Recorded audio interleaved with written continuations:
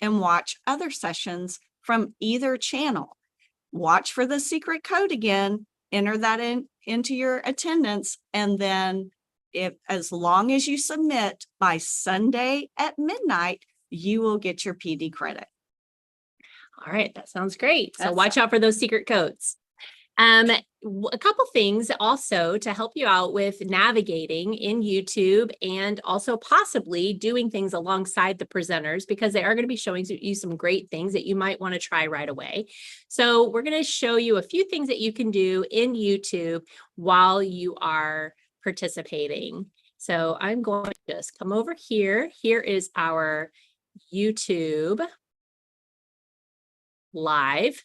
So here are a couple things that you can do while you're watching the YouTube session. Let's say that you need to take a break, take care of something. The dog is barking, someone's at the door, whatever it may be. I know, right? Whatever it may be. You can come right up here and pause the live stream. So you can pause the live stream, take care of what you need to take care of, come back, press play, and pick up right where you left off. So don't worry about having to step away for a moment. You're not going to miss anything. You can pause it. And then if you want to catch up a little bit faster, you can scrub. So you just move the dial along the bottom here. You can also make us talk faster. So if we're talking too slow for you, you can come right up here and do playback speed. Now, this is only if you have paused it and you're catching up. You can't make us talk faster in real time. What? I know. So sorry, but you can speed it up or slow it down here. Right? That was right here under playback speed. And then finally, here's how to do a side-by-side share screen so that you can see the YouTube on one side and you can see or you can open a program or something that we're telling you about, or one of the presenters is talking to you about, such as WeVideo in our first session. That would be on the right-hand side. So that is a little trick called split screen, excuse me. Let me just bring this over here. So here's how to split your screen. You use the Windows key and the left or right arrows on your keyboard. So I'm going to do that right now. When I hold down the Windows key and the left arrow, of course, it's going to do it on my screen that you guys don't see. So let's stop.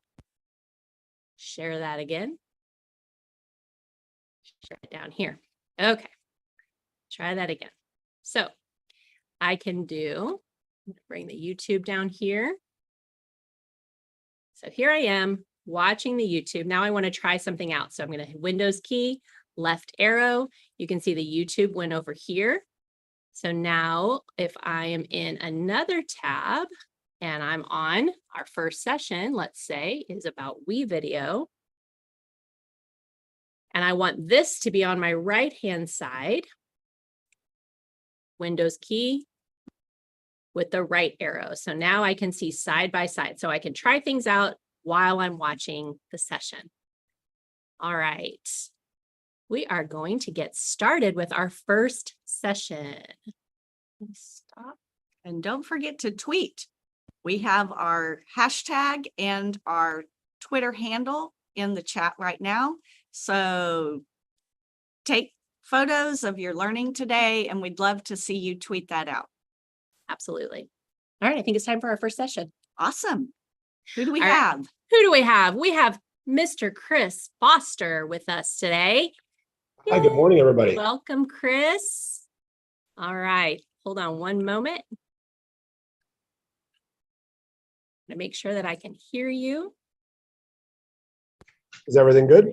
Yes, I just needed to change my speakers. They flipped on me. Don't you just? Oh, no. Happens. All right, Chris is here to talk to us. He is what grade do you teaching in? Remind me. I teach 7th and 8th grade middle school. 7th and 8th grade middle school with Cypress Fairbanks. We're so glad to have you here. And he is going to be teaching us all about WeVideo basics with a little bit of advancement too. Some magic, I think, right? All right, welcome, Chris. Thanks for being here. Take it away. All right, good morning, everybody. Thank you so much for coming out to our WeVideo tutorial. Now, today what we're going to be going over is some basics of how to work with WeVideo, how to create a classroom, how to get your students into that classroom because they kind of have to be there, And then we're going to work on what is the editor, what you need to be doing inside of WeVideo, and how to actually export your videos from there.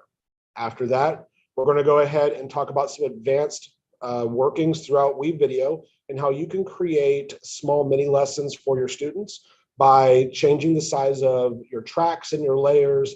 And then at the very end, we're going to do a little bit of green screen magic. So before we move any further, I kind of need to be able to show you what I'm working on my screen. That might make a lot of sense. So we're going to share that screen with y'all. Boom, there we go. So when you log into WeVideo, one of the very first things that you are going to see is Classroom or Classic, okay? So I'm going to give y'all a second if you want to follow along with me. That way you can work along. So I'm going to give you about 30 seconds to log into your WeVideo if you have one. That way you can follow along if you so wish.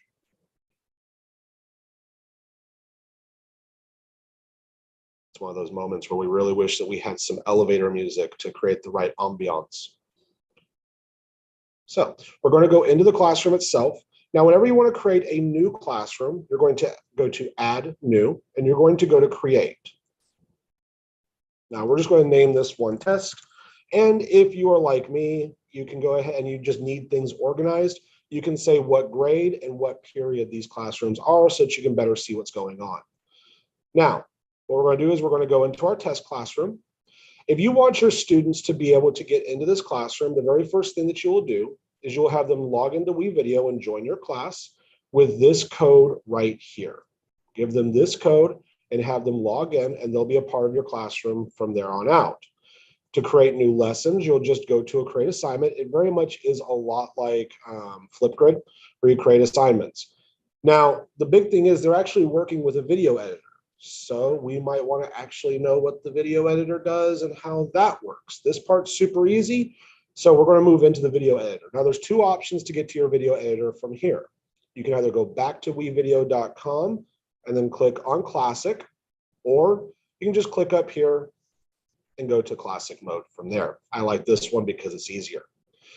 Now, whenever you open up WeVideo, there is a lot of stuff here, so much stuff. I'm going to walk you guys all through this, okay? No worries, I'm here to help out.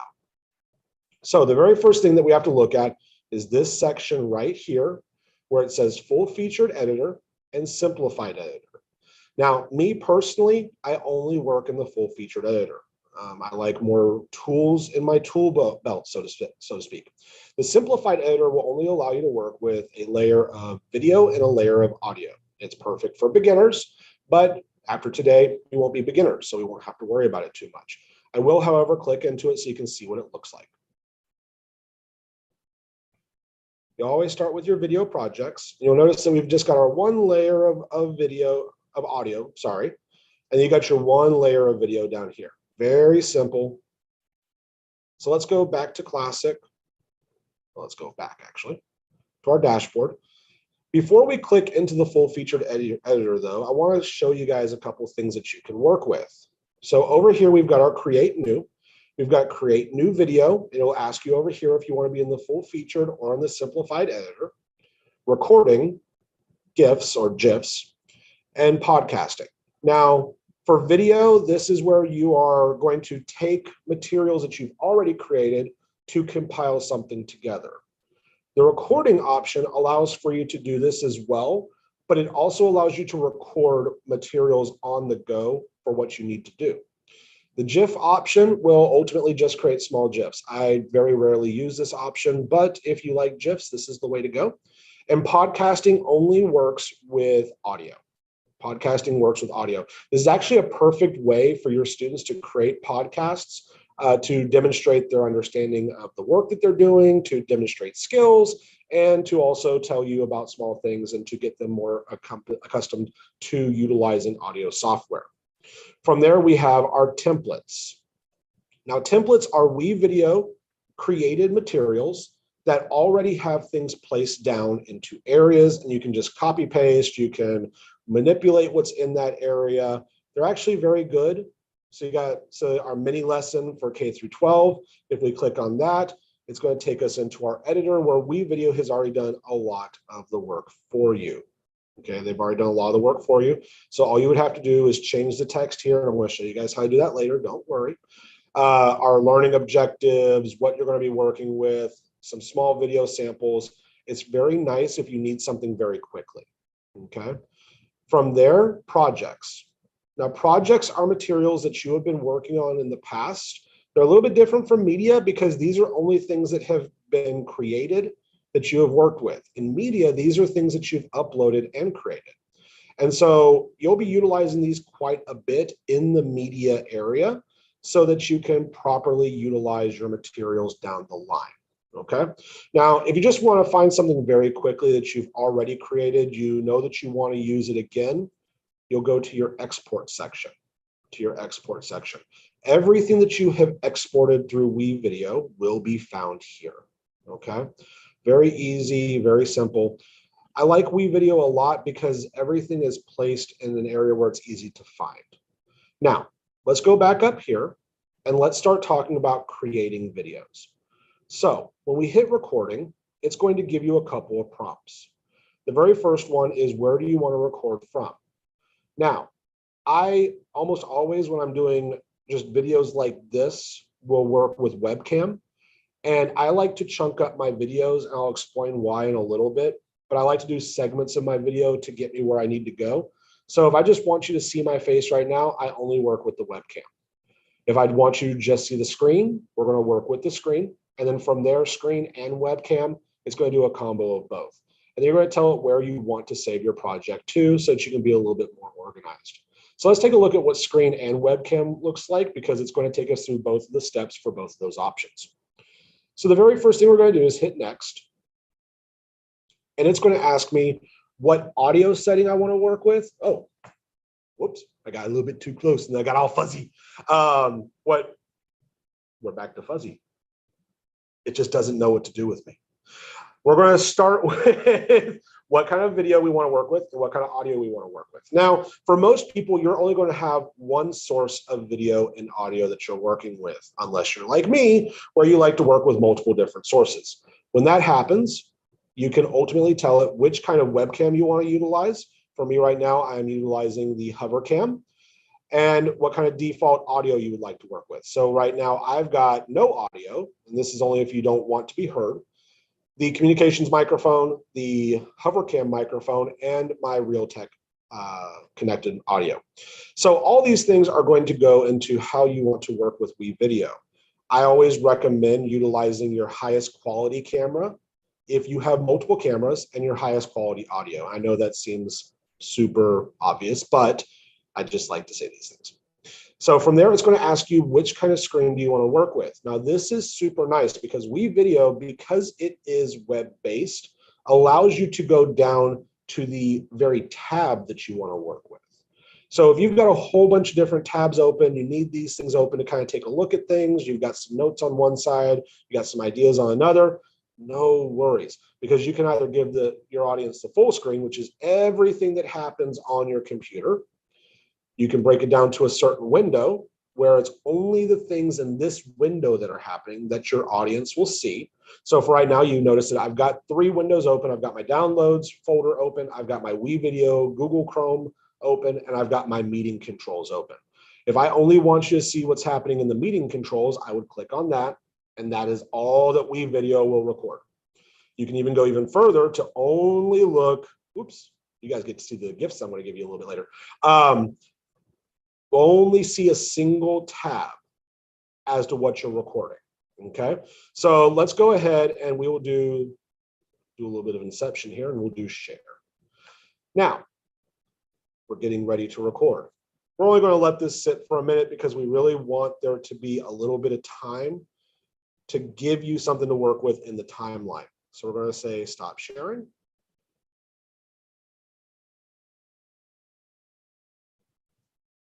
And we're going to save it.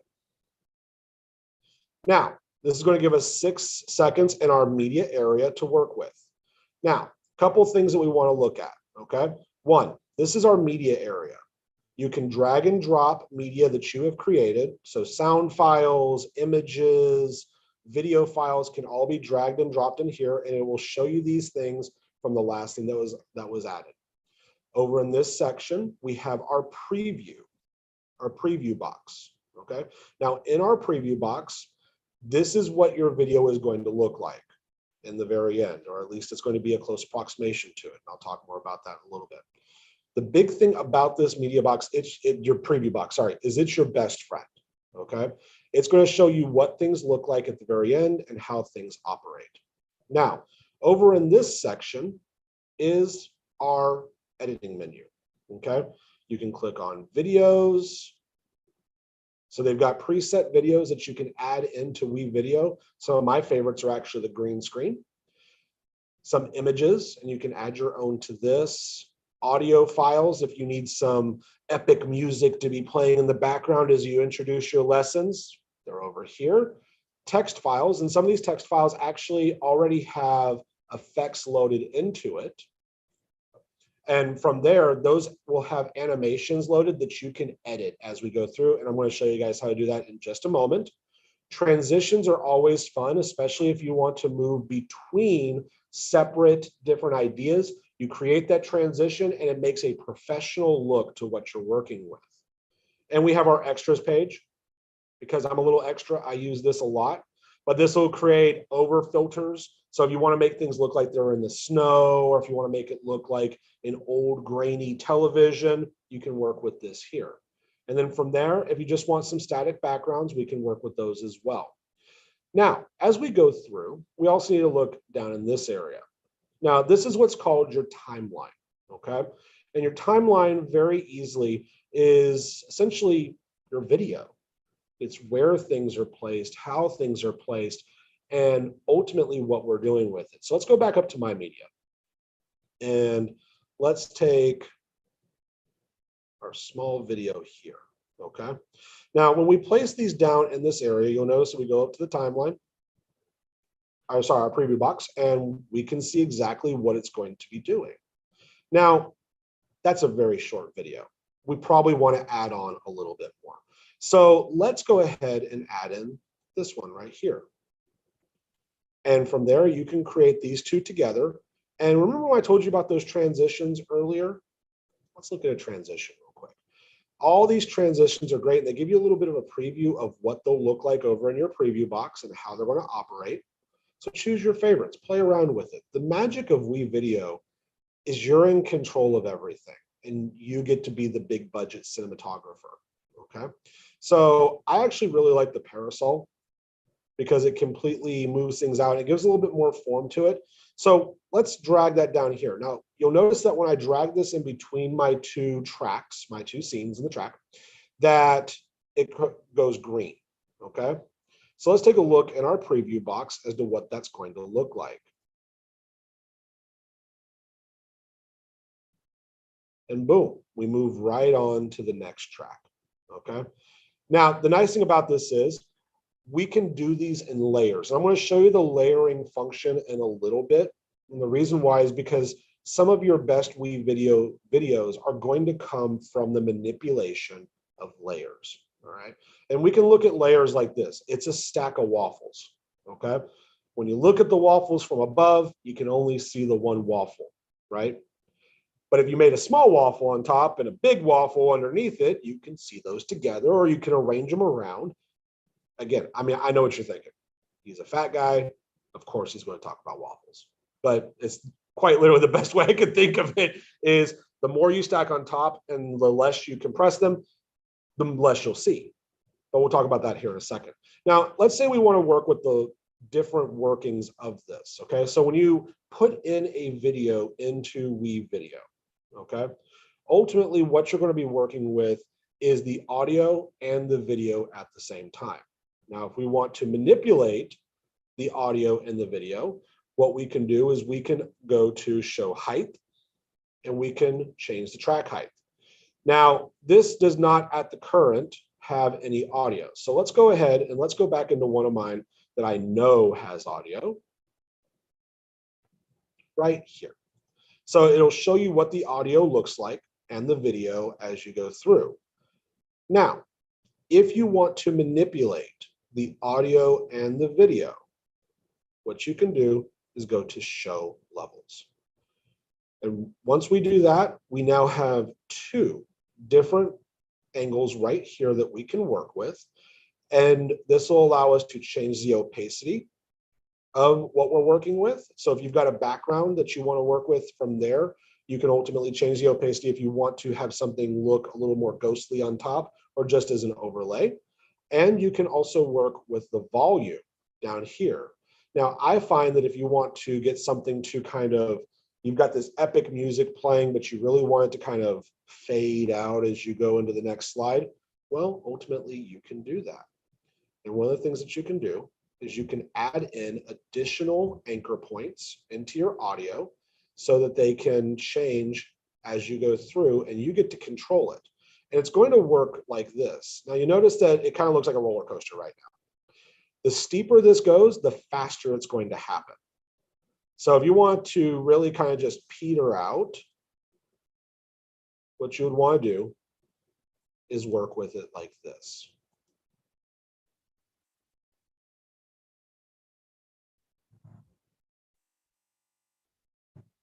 You notice that we kind of get quieter as we move through while we're talking about timelines.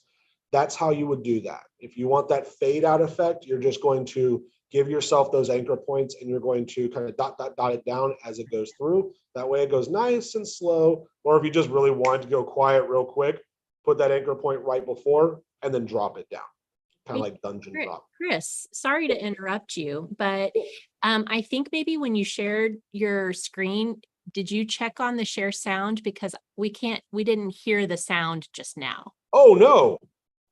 So maybe you could replay that because I think that would be really cool to see how that worked. Let's take a look. So like mute. No, I don't want it muted. Switch to audio, leave microphone. How do I do that? So maybe the best way would be to like unshare, stop sharing and then share again, and then make sure to click the little check box. Let's do that real quick. See if that says share sound. Share sound. There we go.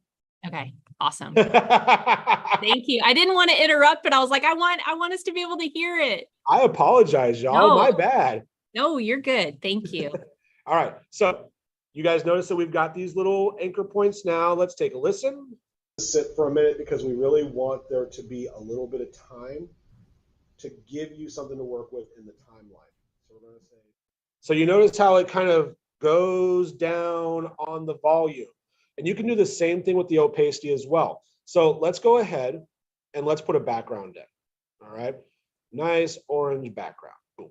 And if you ever want to extend your timeline for images, it's very easy. All you do is you click and you drag for as long as you want. Now, remember our waffle reference from earlier. Once this video is over, your timeline, when you go to a preview, is going to continue on for as long as the last piece of track is there, okay? So we want to just make sure that it ends right with this portion. We will want to line it right up there. Now, we'll go ahead and we want to see my beautiful face for as long as possible. So we'll do that instead. And let's say we don't want to hear this track anymore. So there's a couple things we can do. We can either just make all these levels 0, or we can just mute the track. And at that point, it quiets down. So you'll notice that I'm now fading into the great orange of the beyond, okay? So this is a very easy way for you to create your own transitions to work alongside the other transitions if you so wish. I really like to work on my own stuff because I like to have control on it. But if I need to work quickly and I've got something that I know is coming up, the WeVideo transitions are in and of themselves fantastic. Okay. So we have our wonder video right now. It's amazing. We're going to unmute the track. So how do we get it out there? How do we get it out there? Well, quite simply, we're just going to go up here to the words finish. Okay. Once we hit finish, it's going to ask us for the title. So I'm going to change it from my video 14 to my awesome video 14, because we like to set standards. And we hit set. Now, WeVideo gives you a couple of options when you work with this, okay? It will ask you, what do you want to export? So you can work with the audio only, you can work with the GIF, or you can work with the video. Now, I find this is very helpful when I've already created videos, and I know that there might be no need for the audio, okay? Well, I still want all that amazing video quality, so I can just create it as a video. Or if I don't need the picture, I could just make it as the audio. Or if I want to be able to loop on itself and it's already fairly short, I can export it as a GIF. Now, from there, resolution. I always go with HD.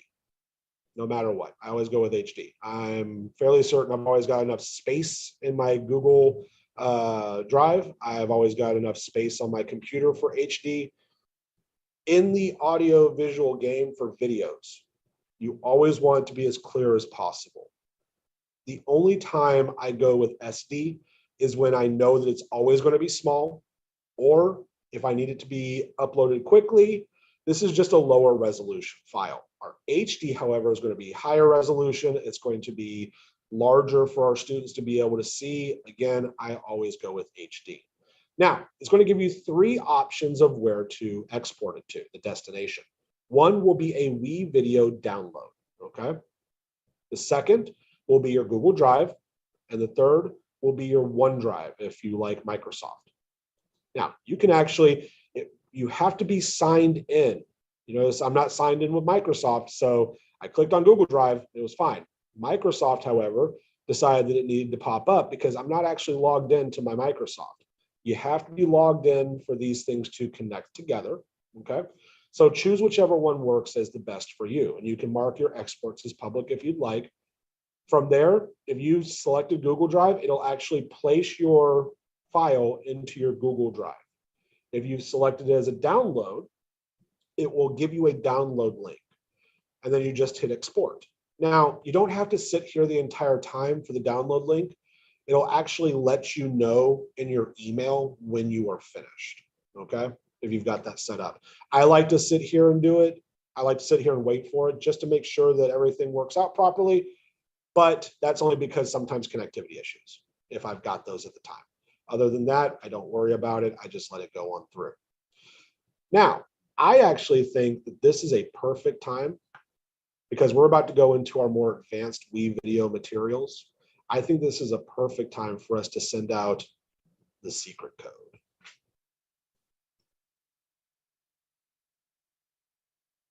As I get set up for the next portion, we're going to delete all that. Actually, no, we're going to keep it. We've got awesome videos to work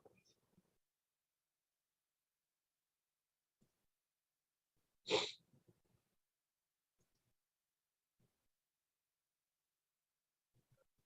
All right, we ready to send out that code? Yes, ma'am. Let's see. I'm going to stop your sharing and steal it for a moment. All right. All right, the secret code is basics. Not because we're basic, but because we're doing WeVideo basics. The secret code is basics.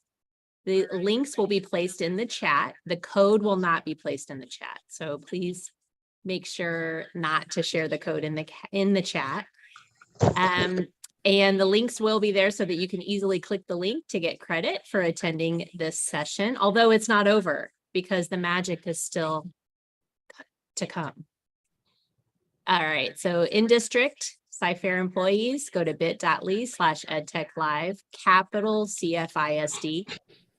Out of district, go to bit.ly/edtechlive, capital visitor.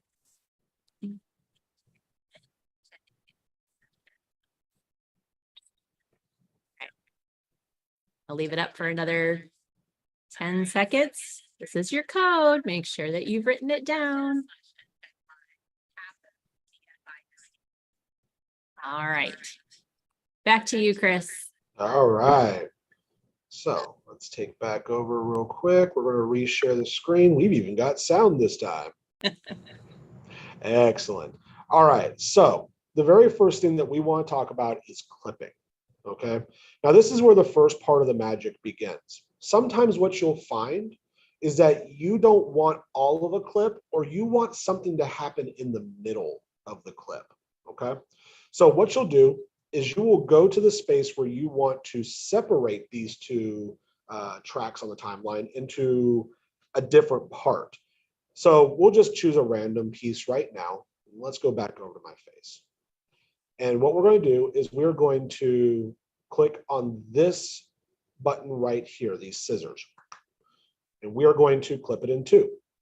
And what this does is it changes this track into two different areas. Now you'll notice that my kind of roller coaster is still roller coasting.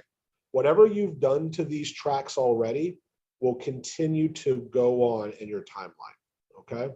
From there, what you can do is you can add in different effects. You can change the look of one thing to a different thing. And one of the ways that we can do that is really, really simple, okay? You're going to double click. When you double click on the track in your timeline, it's going to open up the clip editor. And the clip editor is amazing. I love the clip editor. You can actually transform the size of your clip in two ways. One is if you like to control the scale by yourself, you can do it here. Or if you like to do it more by eye like I do, you can do it yourself. Now, it automatically does an auto for you, but this allows you to move your track around without losing any resolution or messing anything up. So let's hit Save Changes. And what we're going to do, remember our orange background from earlier, we're actually going to extend it backwards because you can go backwards, okay? And what you'll notice is that once we get up in our timeline, here, since we made this smaller, that now you can see that background. And this is really cool because what this does is it allows you to have multiple things going on in your video at one time. Now, I want to show you a couple more things before I show you an end result of what that could look like, because I've done this a couple of times throughout my classes to create little mini stations for students where they get a question at the beginning, they get a video, they get the question again, and then they get a timer to work on it for their small group, well, not for their small group, for their blended learning lessons. Now, from there, we're going to double click on this again. Boop. And what you can do, if you would like to, is go over to crop. And sometimes what you find is that you don't need everything on the video, okay? It might be that you have created a video of you giving a lecture to your students, but you don't want all the background there. Or it could be that there's only one little piece of the video that you need, but the rest of it is just kind of distracting. So what you do is you can either go up here to the horizontal and you can scroll by dragging. And you'll notice that on this side, it goes from the top. On this side, it'll go from the bottom and then right and left, or you can just do it on your own, okay? Now this one you have a little bit more control over. It does not auto snap to be at the same ratio. So you can choose what exactly you need. And then from there, if you have messed up a little bit, you don't have to do it all over again. If you've got it just a little off center, just click in the middle, left click, hold, and then you can just move it around wherever you need to. You notice we've got this really cool effect on the side where it looks like our draggers are dancing around, and we're going to stop that before we accidentally make somebody sick, okay? If you want to save those changes, you just go to Save Changes. So we're going to do that just so you can see what it looks like. And out of nowhere, it's a lot smaller, and all you can see is this one piece, okay? Now, let's say that you messed it up. You don't want to do that. You want to know what your best friend is? Control Z. That's why I like working in digital editors, is because I don't need an eraser. I have Control Z. So if you mess it up, you just go to Control Z and it undoes what you just did. Now, from there, let's take a look at our animations. Now, for animations, this is really cool because what you can do is you can say where you want to start from, and you can make it super small. And then you tell it where you want it to end at the very end of the clip. You can make it super big. So let's take a look at what that looks like. Now, remember, the longer the clip, the longer it's going to happen. So right now, our long clip, it's about, I want to say 20 seconds. So what will, whoops, nope, that took us to the very end. So you'll notice it now kind of comes in on that animation. The shorter the clip, the shorter the animation happens. I'm actually going to show you something really cool that you can work with in utilizing animations if you want to create, say, targeted annotations for your students, okay? And we're going to stop that before the world blows up. We're going to say Control Z. And let's go back to our here, okay? Now, we can also tell it to fade as it comes in, okay? Now, color keying, we're going to actually save color keying for a little bit later. We can also change the color of what we're working with, so we have a better idea, because we still have the animation involved. So we can change the brightness to however we want it to be. We can also change the contrast, so we can make it more gray, or we can really turn those colors up, okay? We can also make the saturation the same way, okay? Make it gray or really turn it up. We can also change the hue, which will change how your students can see it. The temperature, which makes it warmer or softer colors, and the tint, okay? Play around with this. Like I said, the nice thing about WeVideo is having fun with it. It's having fun. From there, we can work with our motion. If you want to speed it up, you can. If you want to slow it down, you can. And the nice thing about this is if there are sections that you've got a long video and you want to create that effect that we sometimes see in like YouTube or other media sources where you've got the video going and then out of nowhere they go, well, speed it up. Make those clips in the track, speed up that one middle section that you really want to get through fast, and then move on to the next section, okay? This is a nice effect for your students if you've got a long piece that you want only segments from, and you don't want that choppy, we've got segment 1, and then we just move straight to segment 2, where it's very noticeable. You can do it this way, where you just speed on through that section that they don't truly need and get to the next portion, okay? So we're going to hit cancel. From there, we worked through resizing our tracks. We've talked about our sound levels. Now, let's talk about our filters, okay? Now, if we want to work with filters, we will click here as we have selected with a track. Now, the nice thing about filters is you can either look through all of them, and over here we have our frog. It'll show you on this side is what your track will normally look like. When you go to a filter, it'll show you on the right-hand side what that filter is going to do to the track, or what it should look like in the very end. Now, there's a lot of filters here, a lot of filters. It's almost overwhelming with how many there are. So what you can do is you can go into your sections and you can look at exactly which ones are which. So you've got only 12 bleach filters. We've got 12 candy filters that kind of up the hue and the contrast of things. We've got our mono filters, which is just going to place a tint over the entire material. You've got your subtle features, which change things ever so slightly. And then we've got our effect features. Now, there's only 2 here. There's blur and there's sharpen. And again, you can work with these to create transition effects of your own if you would like to. Now, the next part that we want to look at is we want to look at what we can do with this in the classroom, okay? So what we're going to do is we're going to scroll on down. Gotta find it first.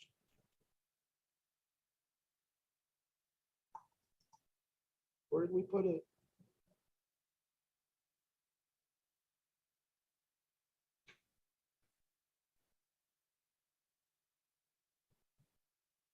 No, it's not in here.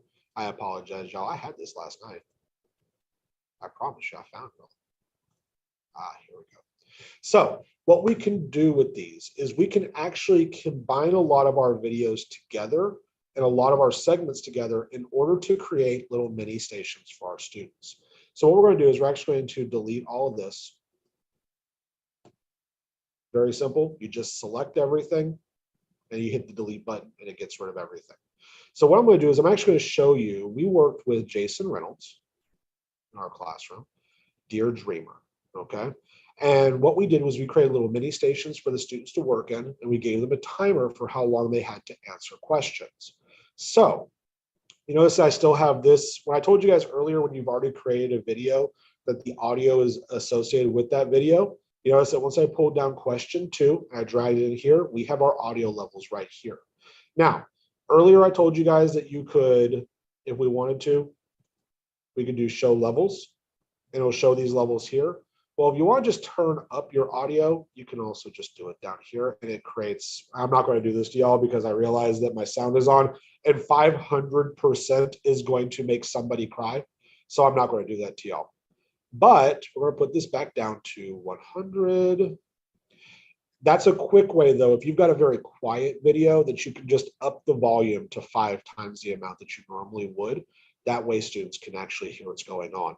Now, for this video, I worked with transitions, I worked with text effects, and I worked with layering, okay? So we're going to start at the very beginning. You notice I've got that text come up, and I'm going to show you. I promise, I didn't forget text. I promise you, I'm going to show you. And we have our transition into this part, and it moves us into question 2. What I do know. That's still loud. That's okay.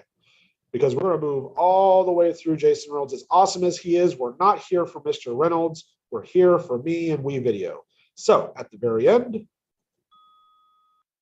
actually, let's take a look at the transition. Here we go.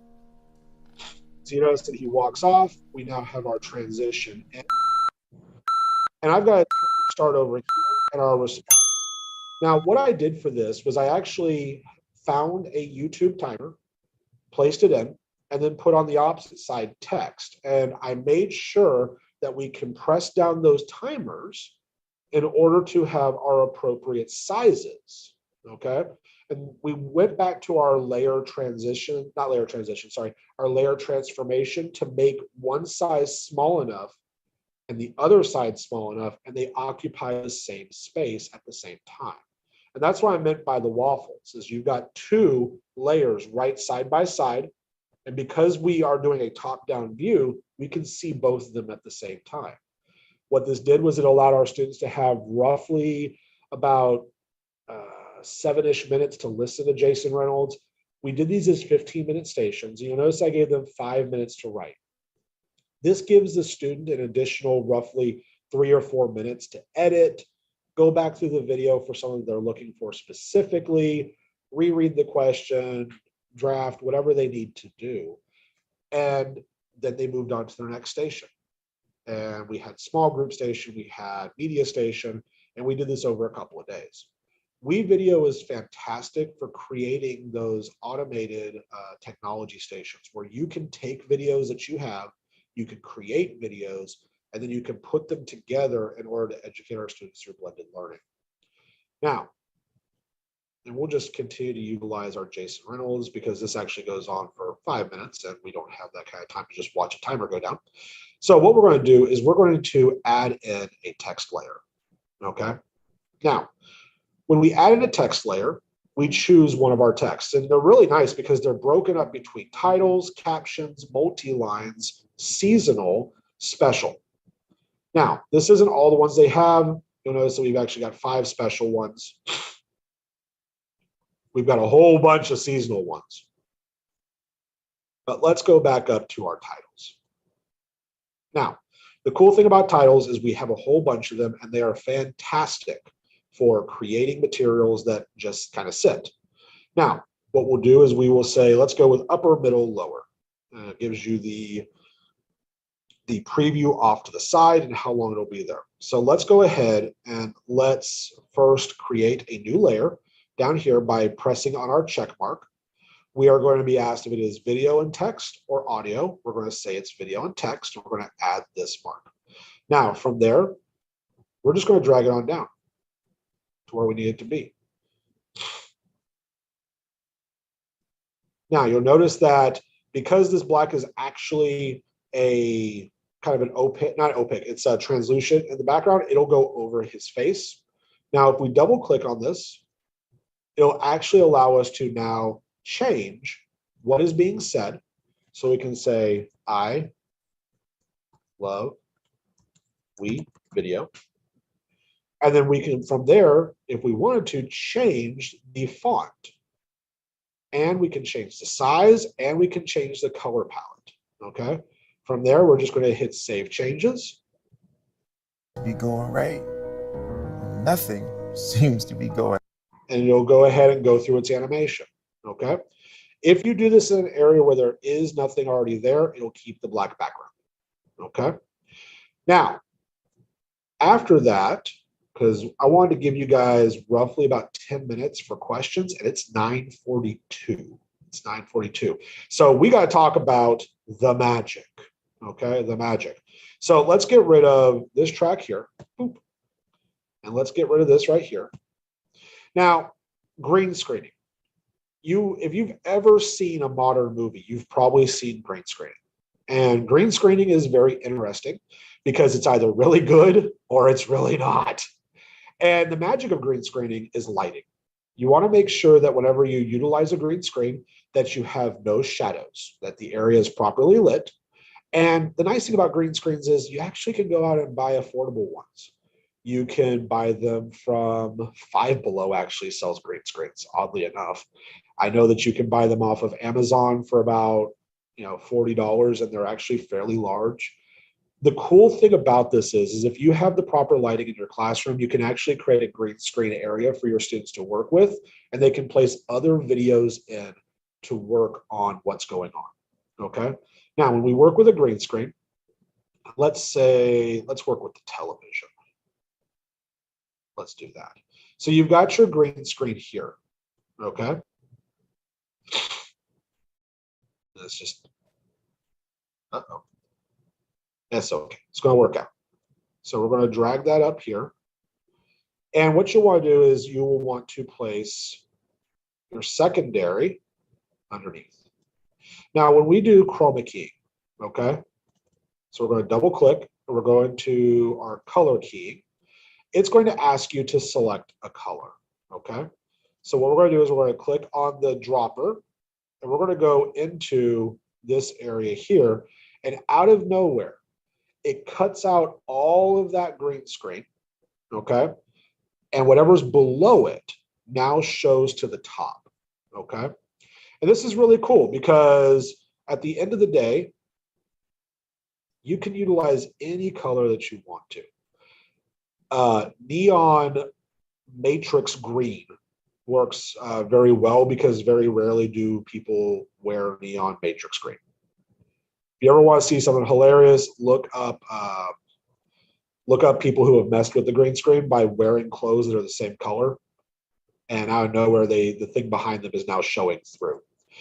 So I actually brought in today what I used in my last demonstration for green screening in person, and it is this folder. There is nothing special about this folder. I bought this folder at Michael's, okay? Not Michael's, sorry, Office Depot. I bought this at Office Depot, and literally, it's just a green folder. Nothing special, no sprays, no colored pencils, nothing. And so when we work, we'll go back up to my media. I created my video. Let's make that a little bit shorter here. And what I did was I went through, we'll start that from the very beginning. I made a fireball effect. And this is what it originally looked like. Now, what it ended up looking like, whoops, did I click the right thing? I clicked the wrong thing. That's okay.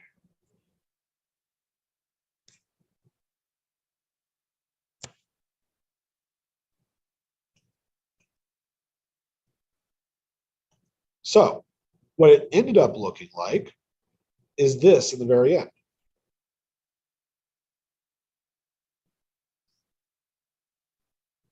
We have our fireball effect. Now, this is very simple to do, okay?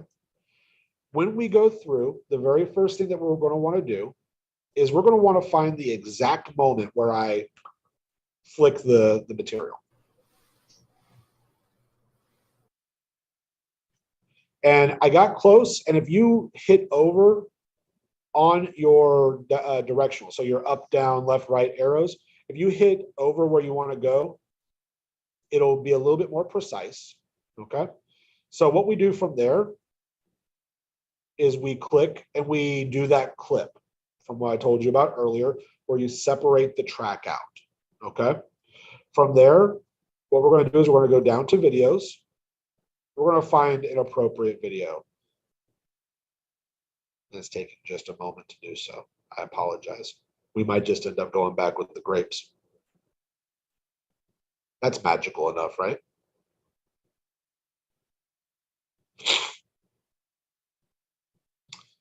So this is taking a little bit of time. So we will go with fireworks.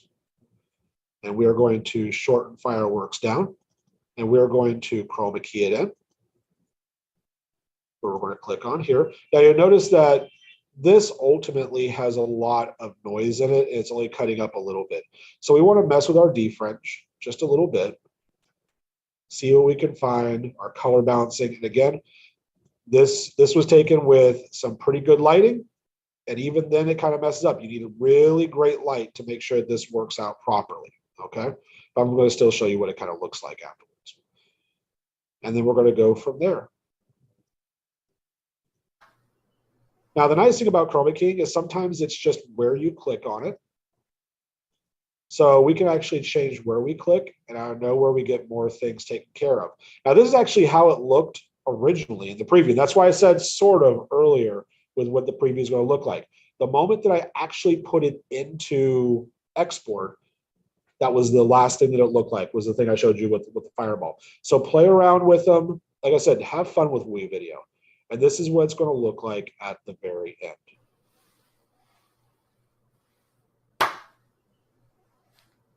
And out of nowhere, we've got fireworks going on. And like I said, play around with it. Because there was that motion, it created some shadows, but at the very end, it was A-okay. So it is now 9:49, and I went past about 5 minutes for the questions. No, you're fine. You're fine. We actually haven't had too many questions, but I think that people are anxious to rewatch, try things out on their own. Okay. And I know that you had shared with us a couple presentation links. Do you want to talk to us about what those are? Yeah. So that and then we'll post them in the chat. Yeah, of course. To access. So, oh, sorry, I apologize. Go ahead. No, you're good. So I actually, whenever I do a development like this, I always like to give out notes because I know that sometimes I talk real fast. And so what I've actually provided today, and we're going to put those in the chat for you guys, is 2 presentations, 2 Google Slides that have a copy on them. So it's not like once you click on it, it's a once you can see it and I'll make it private. No, this is for you to keep at all times. You can keep this forever, for as long as you want it, or for as long as it's relevant. And we're going to put those in. The very first one is the basics of WeVideo. It's how to get into your editors. It's how to export. It's how to work with levels. And then our advanced tips, things like chroma keying, layering, how to transform materials, and working with our text. Perfect. Okay, so we are posting those in the chat on YouTube. So click those links to get all the tips and tricks from Chris. And this was amazing. I learned some new things, and I use WeVideo a lot. So I was like, the opacity changes to make your own transitions. Very simple, but looks super professional. And that's one of the things that I think WeVideo is really great about. It allows us to all feel like professional video editors. Yeah, it's, I love WeVideo because I do get to live out my dreams of being a cinematographer as a child while still educating. So there you go. And love the ideas that you shared about using them with students for stations. And so beyond just communicating things out to parents and that sort of thing, which is also a great way to use WeVideo. Some of the people in the chat shared that those are some things that they do. So thank you for sharing those instructional ideas as well. Yeah, of course. And actually one more instructional idea for y'all just before we leave. Perfect. I've actually utilized WeVideo to create live annotated notes for students where I've literally used that animation plus sizing to point out where I want them to look for their annotations. and then give them a side-by-side so they can write, utilizing that text function on the side, their own notes. Again, WeVideo is a multifaceted tool. I highly recommend it for anybody's classroom. Awesome. Thank you, Chris. And if you guys want to follow Chris on Twitter, you can follow him at Heroic Teaching. Correct? Yes, ma'am. To get more instructional ideas from him and to see what he's got going on over there at Smith Middle School. So thank you so much, Chris. Thank you. Y'all have a great day. All right, you too. Oh, Chris. All right. So how to choose your next session. We're going to take a break right now. And you can take care of your personal needs, get yourself some more coffee, and you may choose to continue with us here in Channel B for your next session, or you can switch over to go to Channel A, but go to bit.ly/event sessions. Amy, what is the next session in Channel B? Ooh, the next session in Channel B is Don't Stay Lost in Translation. So you can learn about some cool Microsoft tools for translating. Awesome. I saw a little sneak peek of it earlier this week. It's pretty cool. I can't wait. All right, so take a break. We're going to play some information for you for some upcoming events. Give us a shout out on Twitter at SciFair EdTech, hashtag CFISD EdTech Live. Is that the right hashtag? I'm posting it in the chat. Okay. All right. We'll see you back.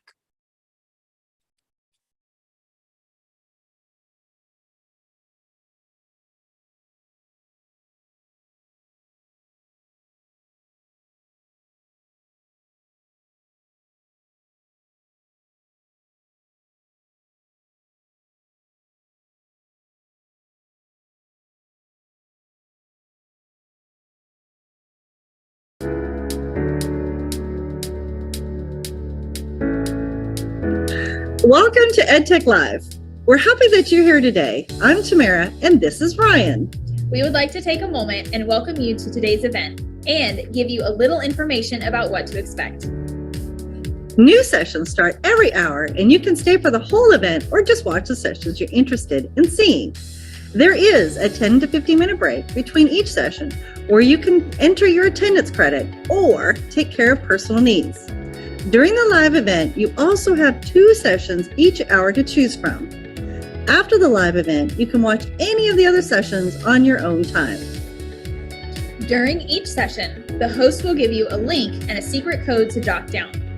This will be the link you use to access the attendance forms, and you will enter the code onto the form. You can keep this form open throughout the event in a separate tab because you will have to do this for each session. You can still earn attendance credit if you are watching after the live event. However, you must submit by midnight tomorrow. Within an hour of submitting your attendance, you should be receiving a response receipt.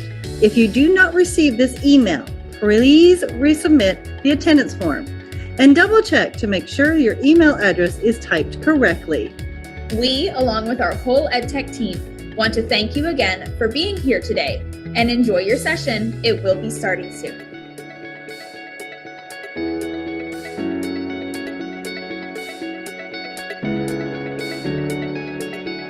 If you don't have a monitor and you would like to split your screen, the steps are simple.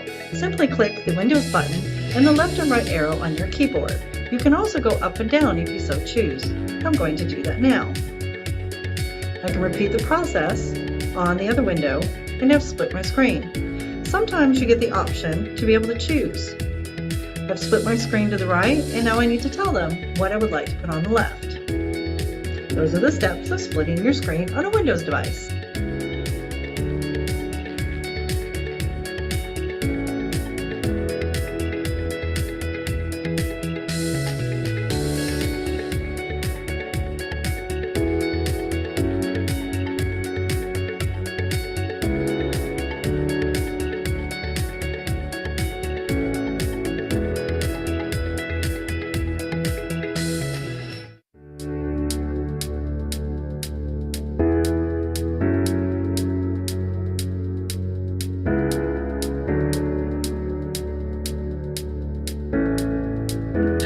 Welcome to EdTech Live. We're happy that you're here today. I'm Tamara, and this is Ryan. We would like to take a moment and welcome you to today's event and give you a little information about what to expect. New sessions start every hour, and you can stay for the whole event or just watch the sessions you're interested in seeing. There is a 10 to 15 minute break between each session, where you can enter your attendance credit or take care of personal needs. During the live event, you also have 2 sessions each hour to choose from. After the live event, you can watch any of the other sessions on your own time.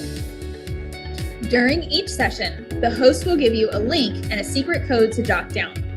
This will be the link you use to access the attendance forms, and you will enter the code onto the form.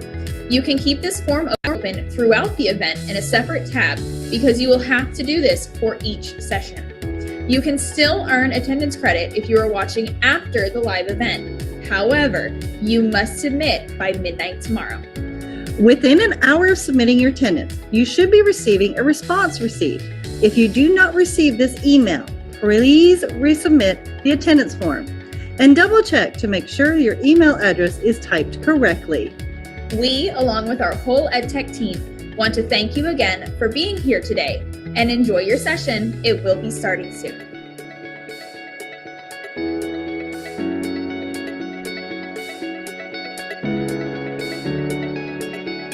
If you don't have a monitor and you would like to split your screen, the steps are simple. Simply click the Windows button and the left and right arrow on your keyboard. You can also go up and down if you so choose.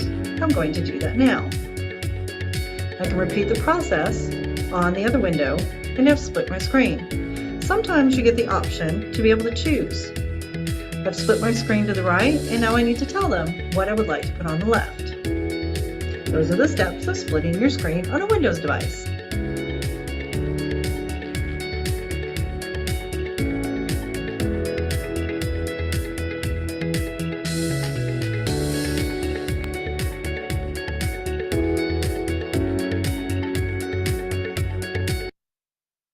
All right. Welcome to session 2 of EdTech Live in Channel B. Yes, we are in All Channel right. B. Welcome back. All Thanks right. for joining us. So our next session is with Nelann Taylor. Nelann is an English language coach at St. John the Baptist Parish Schools in Louisiana. And I think she just got to spend her last few days in New Orleans. She told me that. She's not far from New Orleans, but anyway, I'm jealous a little bit. But so we're excited to have Nelann here with us today. She is going to be presenting on Don't Stay Lost in Translation, where you can bridge the gap and communicate clearly with your multilingual community using this tool in Microsoft EDU. And it's pretty cool. Like, I learned some new things as well that I'm probably going to use in my personal life too. So we're excited to have Nelann here today. Welcome. Good morning. Good I hope that all morning. is well. Hello, everyone. Yes. Good morning. Good morning. All right. Amy wanted to give a quick reminder about attendance. Right. Remember, we're going to be posting the secret code sometime during the session. And we're going to also post the attendance link. So you'll be placing that code in your attendance link. And remember to choose the one for CFISD if you're in Ferrer, and choose the visitor if you are outside of Ferrer ISD. All right. Thank you so much. Okay. Nelann, take it away. Yay. All right.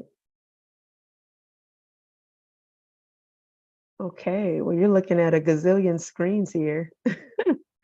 So, good morning, everyone. Let me minimize this here and get going. The very first thing that I did want to be able to share with everyone is I thought that it would be so interesting if I shared the beginning of the slide with another language and with one of our first tools. So the title of today's lesson, obviously, or not the lesson like it's a classroom, right? But the title of today's presentation is Don't Stay Lost in Translation.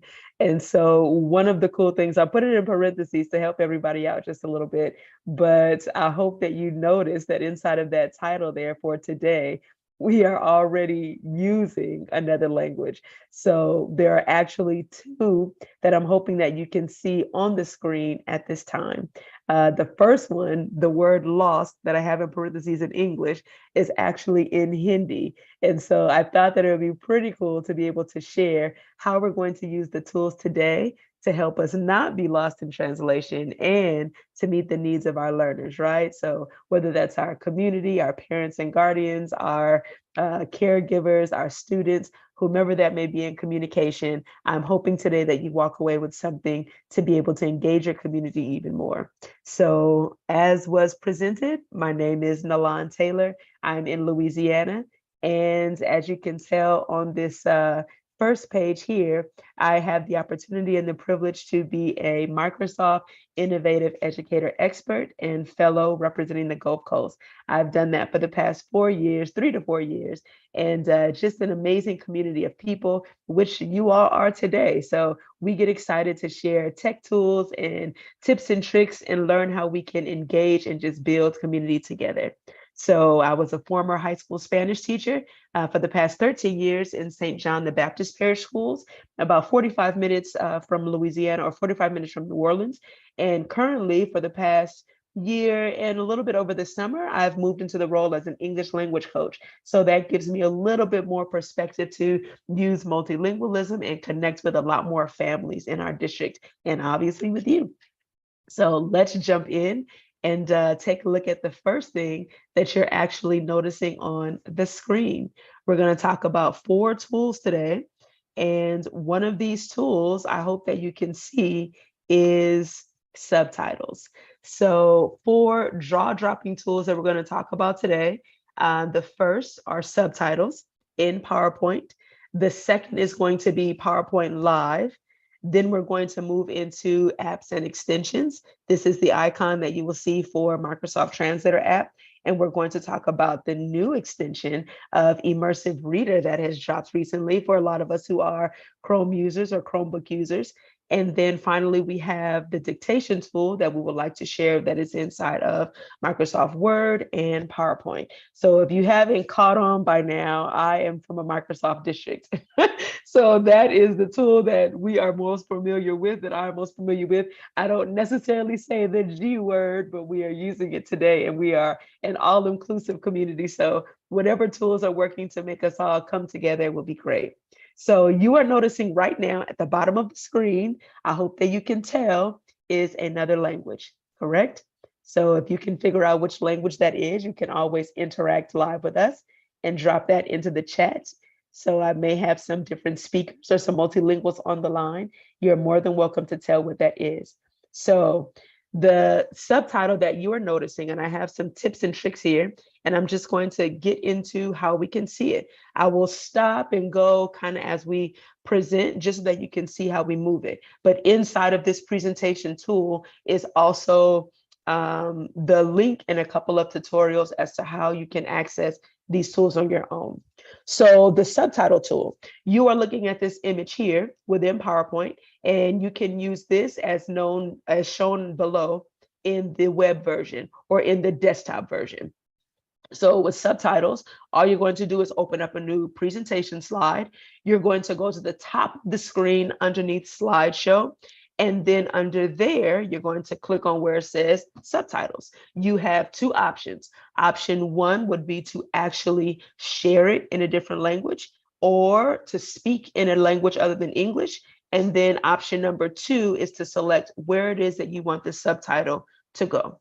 So you can kind of see this briefly. I'm going to get out of here and then minimize this hopefully a little bit to be able to share that with you. If not, we'll keep it moving on to the other screen, because for whatever reason, mine seems to be giving me the blues this morning when I tried to minimize and come back. So let me see if I can do this one here instead of moving on to the next slide. Dun, dun, dun, dun. Okay, let's click on this one. There we go. Okay, so now inside of my PowerPoint screen, right? This is my lovely setup here. I'm already inside of the slideshow. You notice that the subtitles went away because I'm no longer in the present view, Okay, so at the top of the screen, you will notice where it says slideshow. This is the tab that you want to click on. Once you click on slideshow, okay, you can come over to the right-hand side and notice that you have these options for subtitles. You want to click on subtitle settings and then choose from these two. Right now, I have it in English, and then I have the subtitle language in French. So if you dropped French into the chat and you were able to realize or recognize that that was the language of the subtitle, awesome. All right.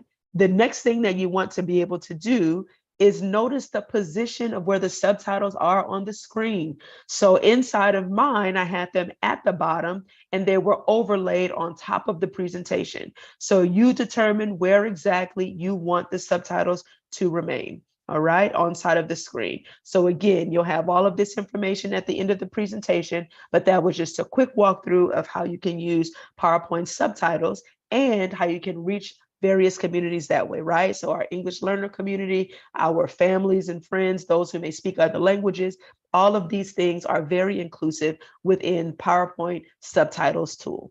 All right, so if there are any questions at this time, just to set it up again, you can always drop those in the chat as we go, or let me know what it is that you're thinking, okay?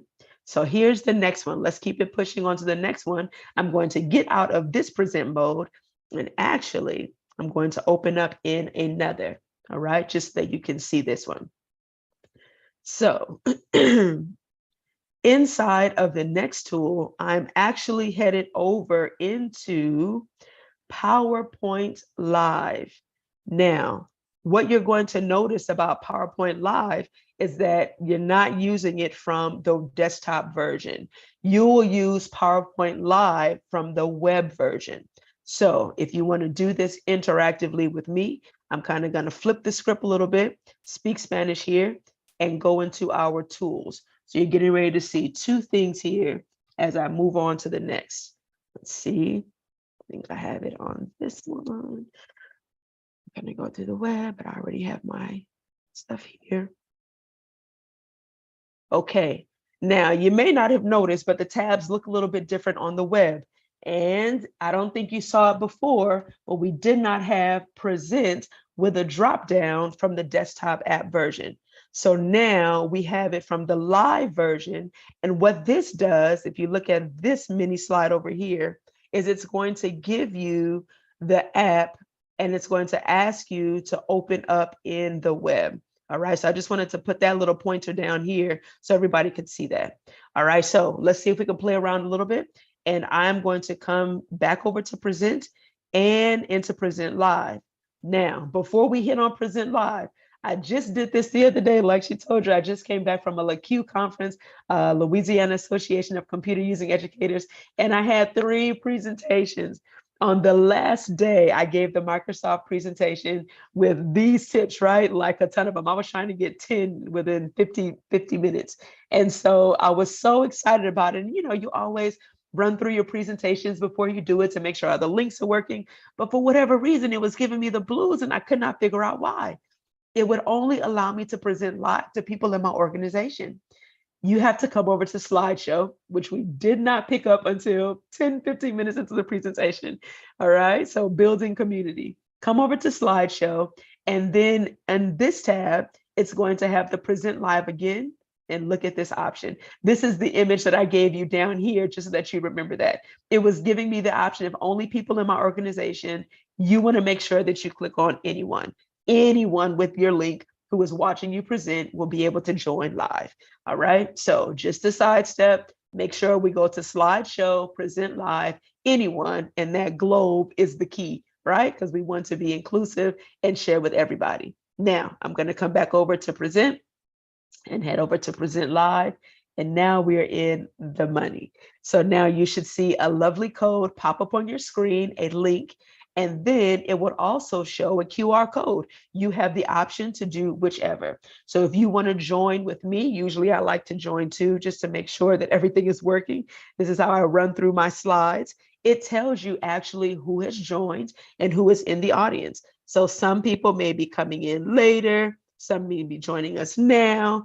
I will be able to tell based on who has the link. So I'll keep talking for a little bit, give you some time. And I want you to notice that when you join, it's going to ask you the language that you want to have. So you can always take this, and this is another way to be able to reach your community. At the very bottom of your cell phone or whichever device that you are joining from, you should see a language in the left-hand corner.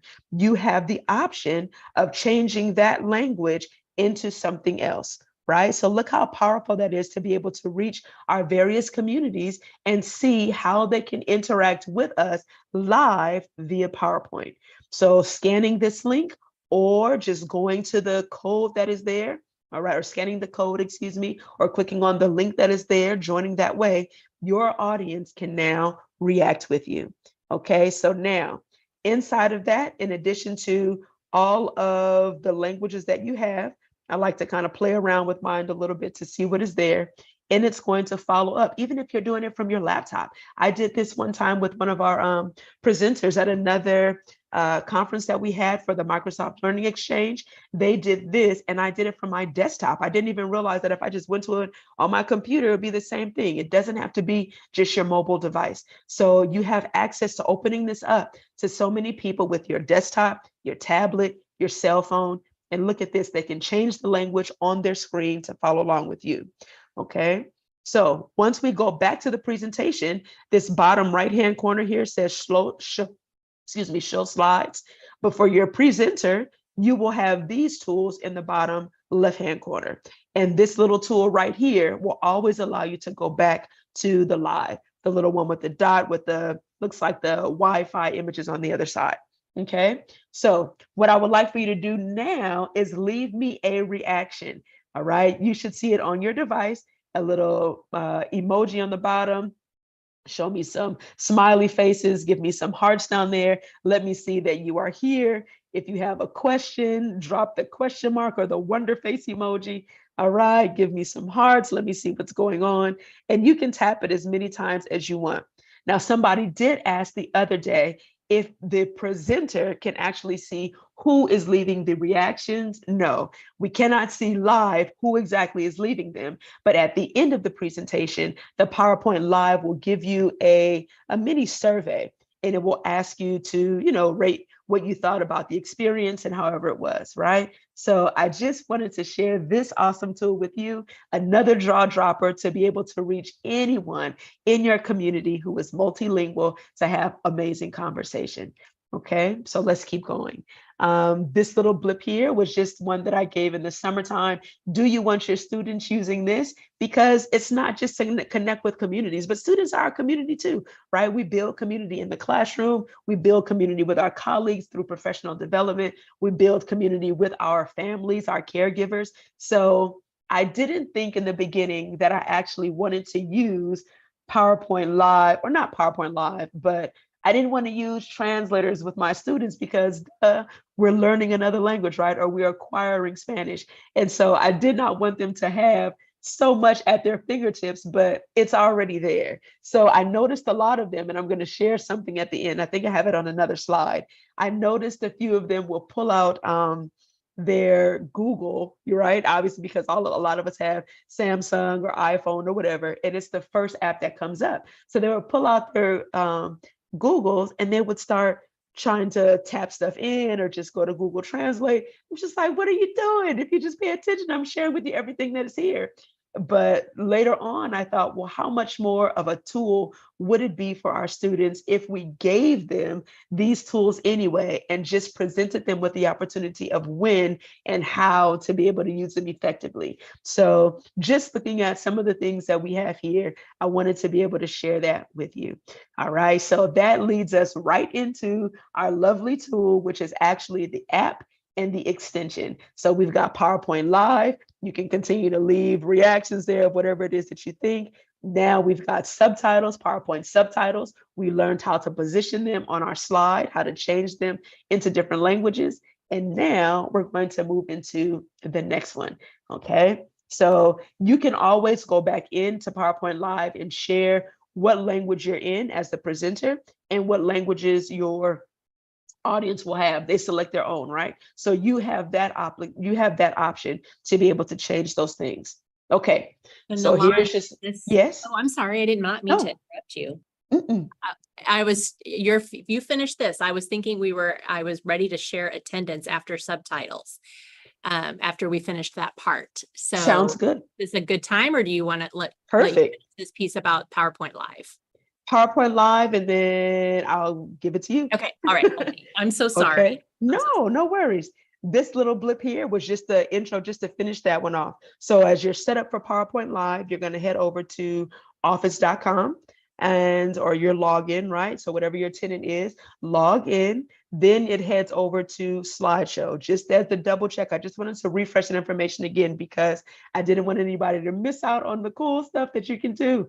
So from slideshow, you click on that tab and remember to set the audience to anyone, not just people in your organization, so that everybody can get in on the good stuff that you're sharing. Finally, present. You want to get on the live button and then interact with the audience. That's it. Allow everybody to share what you have going on. All right, that's it. Take it away. Thank you so much. I'm so sorry to interrupt. No, you're okay. I'm having a lot of fun giving you some emoji reactions. Let me just. Yay! All right. Our secret code for this session is translate. I should have done it in another language just to throw everyone off. That would have been cool. Yeah. So your secret code is translate, and your in district, if you are in Ferrer link, is the same as it was for the first session, bit.ly/edtechlive, capital CFISD, and out of district, bit.ly/edtechlive, capital visitor. These links will also be posted in the chat, so you can click on them easily from there. And then when you enter your information, include that secret code of translate. I'm going to leave this up for another 30 seconds or so everybody can get that code jotted down. And then we will get right back in it with some other amazing, like, it's almost like magic. It is magic. I mean, we had some magic with WeVideo in our first session, and now we're getting more magic with Translate. Right. I mean, it just is, like you said, jaw-dropping. It really is jaw-dropping. Right. It just blows my mind what you can do and how accurate it is too. Like, I'm following it along and how accurate it is, like everything that you're saying throughout your. Awesome. Now, I did switch to other languages, and I'm not really sure if those languages are there you go. because I don't speak Finnish or some of the other ones I chose, but just I don't know, a lot of it's really cool. Yeah. Just to try it out and see. I mean, obviously it won't be 1,000% accurate, but I would definitely go for the upper 90s. Yeah, that's great. Really neat. Well, this is exciting. It's translating me too. It is. Yep. Anybody who was there. This one, as people are still, writing down the code, this one for PowerPoint Live translates anybody who was speaking. And when we get into the next one, the extension or the Microsoft Live app, people are going to see the same thing. But with that one, it's more interactive because you can actually ask and answer questions to the audience. So how awesome is that? Yes, can't wait to see that. All right.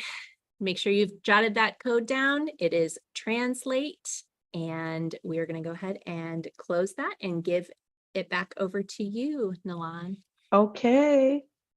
All right. So let me go back in and I put the volume down just to be on the safe side. Okay. So we are back. And the next one, there's a lot going on this screen because we're going to knock out 2 in 1. So there were 2 because we're talking about the apps now. So this symbol here is for the Microsoft Translator app. It is amazing. And I say it is amazing because there actually is the desktop version, which just has the text and it has the live conversation that we're going to look at in just a moment. But the app that you download onto your phone actually has 4 icons. This first icon is there, but there is one that has of a conversation, 2 people talking. There are 2 persons. There is an icon of a microphone. So that means that you can talk in text, right? So you can speak into the application and it will translate that, or you can have the conversation with the two people icon. The third icon is of a, I have to go back into my icon because I should have had it there. The third application is of a text, right? Which means now that you can text to talk, all right, or text to translate. And then the final one is of a picture. So you can have all of those things within one app. And then eventually you can even go back and save all of those things. If you have different words that you're coming up on or that you constantly use, you can build your own notebook of expressions or terminology that you have consistently translated within the Microsoft Translator app. So how amazing is that? Right. So those definitely are more tools that I've been able to use this go around, especially with students and teachers, of showing them that, listen, we understand that we are a one-to-one school district, which means we have, every student in our upper levels has a laptop, and even in our lower levels, starting from kindergarten all the way through 12, right? But the only difference is that our high school students are the ones who take them home. Junior high, middle school, I don't think that they can check out their devices yet. But if we have these for our regular ed students or for our multilingual students, look how powerful it is to be able to give them their tool to be able to use, and then to go back and make any kind of translations or to have those one-on-one conversations with the teachers or with their families and be okay with that. So how do we set up the Translator app, right? There are a couple of things that we want to look for. This one obviously is the icon. It Yes. makes more sense to me to have the young kids not bringing their computer. Oh. This, Mhm. I can kind of, I don't know if you guys are talking to me or not. Huh? This icon that we can see I'm here is the one. That's okay. I didn't know if it was for me or not. A question for me. No. And then let's see if I can go down to the next slide over here. Oh, here's our demo. Okay, so I'm going to share with you, since I have my sound on, I think we should be okay. Let me click on this one here. This flip AR code is going to be the app itself. We're going to do a quick walkthrough of the Translator app. And then this one is just a ton of tutorials, all right, that I just have on all kinds of cool stuff that we use in the classroom or in the district to be able to connect with families. So let's give it a watch. Hey, today we're going to talk about the Microsoft Translator tool and the app with the icon that looks like this. I know it's a lot to take in, so I want you to do two things.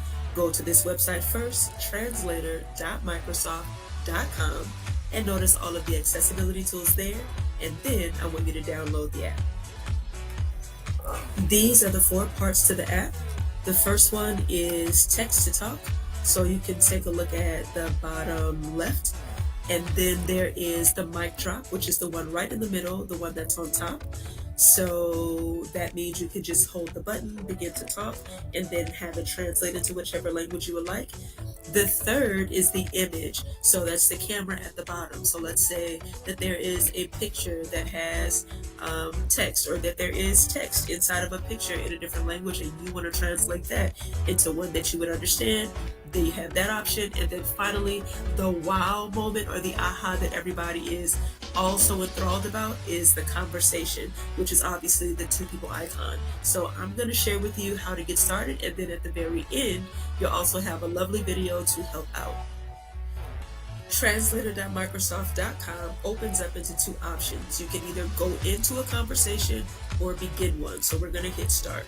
Obviously I'm going to log in as myself to make sure all of that is good. After you've downloaded the app, or we're using the web version, now you want to go ahead and select the primary language, which will most likely be English, and enter your name so that everyone will know you are the person initiating the conversation. Follow the prompts that come up, and then shortly after, it'll give you a QR code. There's this huge code at the top of the screen, and everybody is able to join the conversation. And then you can see it'll let you know when you have company or people who joined. I'm actually talking now, and so it's showing the translation here and also on my phone that I have. So I'm going to share that and then quickly end. Once you're finished, you can stop. Leave the conversation and even download a transcript. Now you've got the code at the top, a lovely conversation in the middle. Don't forget to save. Okay, so something real quick that was there. I hope that that was pretty cool and that you guys could hear a little bit about it. So you have something to be able to share in that, right? So getting able to download the conversation, also the transcript is super beneficial. So I'm going to ask all of us now to kind of leave the conversation that we have and join this one. I'm going to actually open up the screen into Microsoft Translator so that we can join it and we can leave the PowerPoint live, right? So I'm going to come back in here where it says follow along, and I'm actually going to end that presentation. Okay, so it's going to boot you out. Once I end it for everybody, it should ask you, I believe, to rate it. So you can go ahead and leave any final reactions, or it'll ask you to rate what is going on, I believe. Oh no, it just booted you out. Okay, so if it just booted you out, no worries. All right, we're gonna try the next one. This one, just like you saw in the quick tutorial, we're gonna head over to Microsoft translator.microsoft.com. But really quickly, before I gave that one, I wanted to share this quick little spotlight. So at a conference I was in the summertime, I was playing around with some of the tools again and getting a chance to share just the awesome sauce, really, as what I like to call it, of all of these ways that we can collaborate and communicate with each other.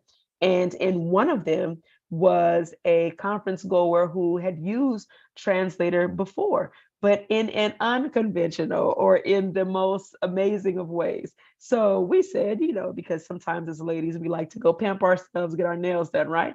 Because I just asked the question, who in here had used the Translator app? And I'm thinking people are getting ready to tell me about, how they use it in school, or about how they use it with their families, or how they use it with coworkers or whatever, just to play around with what was going on. This woman said, look on the right-hand side of the screen, right, where it says Spotlight Conference Confession. She said she went to the nail salon, shared it with her nail tech, right, and had the language that way. Then she said when she had returned to the nail salon, maybe 2 to 3 weeks later, the nail tech had then come up to her and shared the cell phone to show them that they had downloaded the Microsoft Translator app to be ready for that conversation too. I was mind blown. I just thought that that was so cool to be able to use the app outside of education, but in our personal experiences. And I think that is the powerful tool of Microsoft Education, or just, all of these things that we're using. How awesome is it to be able to build communication? And that's really all we're doing with languages, right? Languages, technology is its own language too. So having those things. So now we're going to play a little bit, right? We're going to play with the Translator app and see what we get. So I have these little things here: assistant language acquisition, travel, everyday conversation, ways that you can use the tool. Okay, I'm going to head over now to translator.microsoft.com. I'm going to switch the conversation into Spanish once we all get in. Okay, I will switch it to Spanish once we all get in and share you how did I do that. So just like the tutorial that we saw briefly, we wanted to initiate the conversation. When you see this, if you're doing it from your desktop, you're going to be able to just get on the conversation this way. But because I am the presenter, I'm the one who's starting it, I'm going to go to initiate conversation, right? Iniciar conversa. This is what you're seeing in my Portuguese screen here. All right. So I'm going to log in with my tenant. This is who I have. And I'm already in. Now, let me put my name here. And I'm going to say that I'm speaking in English. So again, if you want to play around a little bit with the conversation, you can always switch it to something else. Once we are all logged in, I'll be able to see who has joined the conversation, just like it did for PowerPoint Live. But then I will change it over, okay? Gonna switch it over to Portuguese or Spanish or something, just so that you can get a feel of how it's really working. All right. It gives you a quick walkthrough. Have everybody join in with whatever device, tablets, cell phones, desktops, whatever it is that you want. You're going to be able to connect because it's going to ask you to join with a link or with a code. And then finally, you can actually press the mic yourself to begin conversation. Your words, it says, will be translated for other participants. So it walks you through all of these things here on the desktop site. Now, remember, if you're using the app on your phone, I told you what that app looks like with that little green icon, okay? It will open up like this to have the 4 things on there, okay? So I can get out of this one since I'm sharing that screen there. I think I still have it on volume. Okay, let's try it. Let me test my microphone. Check, check, 1, 2, 1, 2, and let's go. I'm going to leave it so that my mic stays on. So it's giving you these prompts. Technically, I can mute everybody else. The others, mute others is the sound that is around me. So you notice that as soon as I hit mic stays on, you can see all of what I have in the background, okay, being translated already. I'm going to leave the mute others off, and I think we should be okay for now.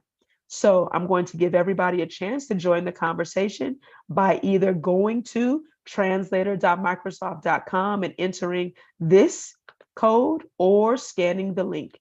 So you can do either one, okay? So if you have it on your desktop, remember, this is a website that you can go to, the alternative link, and try to see, make that a little bit bigger for you. There you go, okay? There is the code. This is the shortened link. And this is also the QR code. So you have several ways that people, again, can join the conversation, the same way we did with PowerPoint Live. So as soon as I can see that I have people who have joined, I myself am going to get out of the conversation and then switch it over into another language so you can see what's going on. You can choose to leave yours in Spanish, or excuse me, in English, or you can change the language yourself. So I'm going to change my phone to English, and I'm going to see what happens when I practice my Portuguese with you guys over here. Let me change this one to English on the phone so all of us are entering in. It will ask you your name, and I'm going to call mine practice. All right, or I'm going to call mine practice, and I'm going to leave the one on my phone in English so that now once we're all in, I'm actually going to change the conversation to Portuguese, okay? All right, so on your phone, you can kind of see who's already in. So I can see on my phone who's already joined the conversation. Now, minimize this one, and I'm going to, beautiful, beautiful. I can see more coming in. All right, now, here are my settings. I'm going to come up to my configurations tab. Okay, remember that's how we change these things. And I'm actually, notice that it says Nelann, that's me. I'm the host, and it has me in English here. All right, now we're getting ready to see the magic. So whatever language you have on your phone, if you kept it in English, sweet. If you want to play around and change yours to something else, beautiful. All right, I'm going to switch my main language to another. Okay. So as soon as I click on the three dots, the Microsoft tools are your open spaces to get everywhere, okay? So I hit on the gear. Now I'm going to come into change language, and I'm going to switch mine over. Let's get practice in today. I'm gonna switch mine over into Portuguese, okay? And now once I hit update, everything that I say will be in Portuguese now, okay? So let's see how far I can get or what I could talk about. All right, here we go. Bom dia. Bom dia. Tudo bem? Eu moro aqui na Louisiana. Eu moro nos Estados Unidos. Eu sou professora do inglês. Eu ensino muitas pessoas e estou muito feliz de poder apresentar com vocês esta manhã. Minha cor favorita é verde. So, just to see, vocês podem falar comigo agora. Se vocês querem, vocês podem tocar o microfone e falar comigo. Tenta agora. Muito bem. Você é mexicana. Muito bem. Muito bem. Ok. Vocês podem ver agora o poder de transcrição, de de traduzir diferentes idiomas, diferentes línguas, né? Diferentes línguas. Muito bem. Tudo isso, ok? Eu vou mudar agora a língua a inglês. Eu vou mudar a língua a inglês. Eu vou mudar. Ok.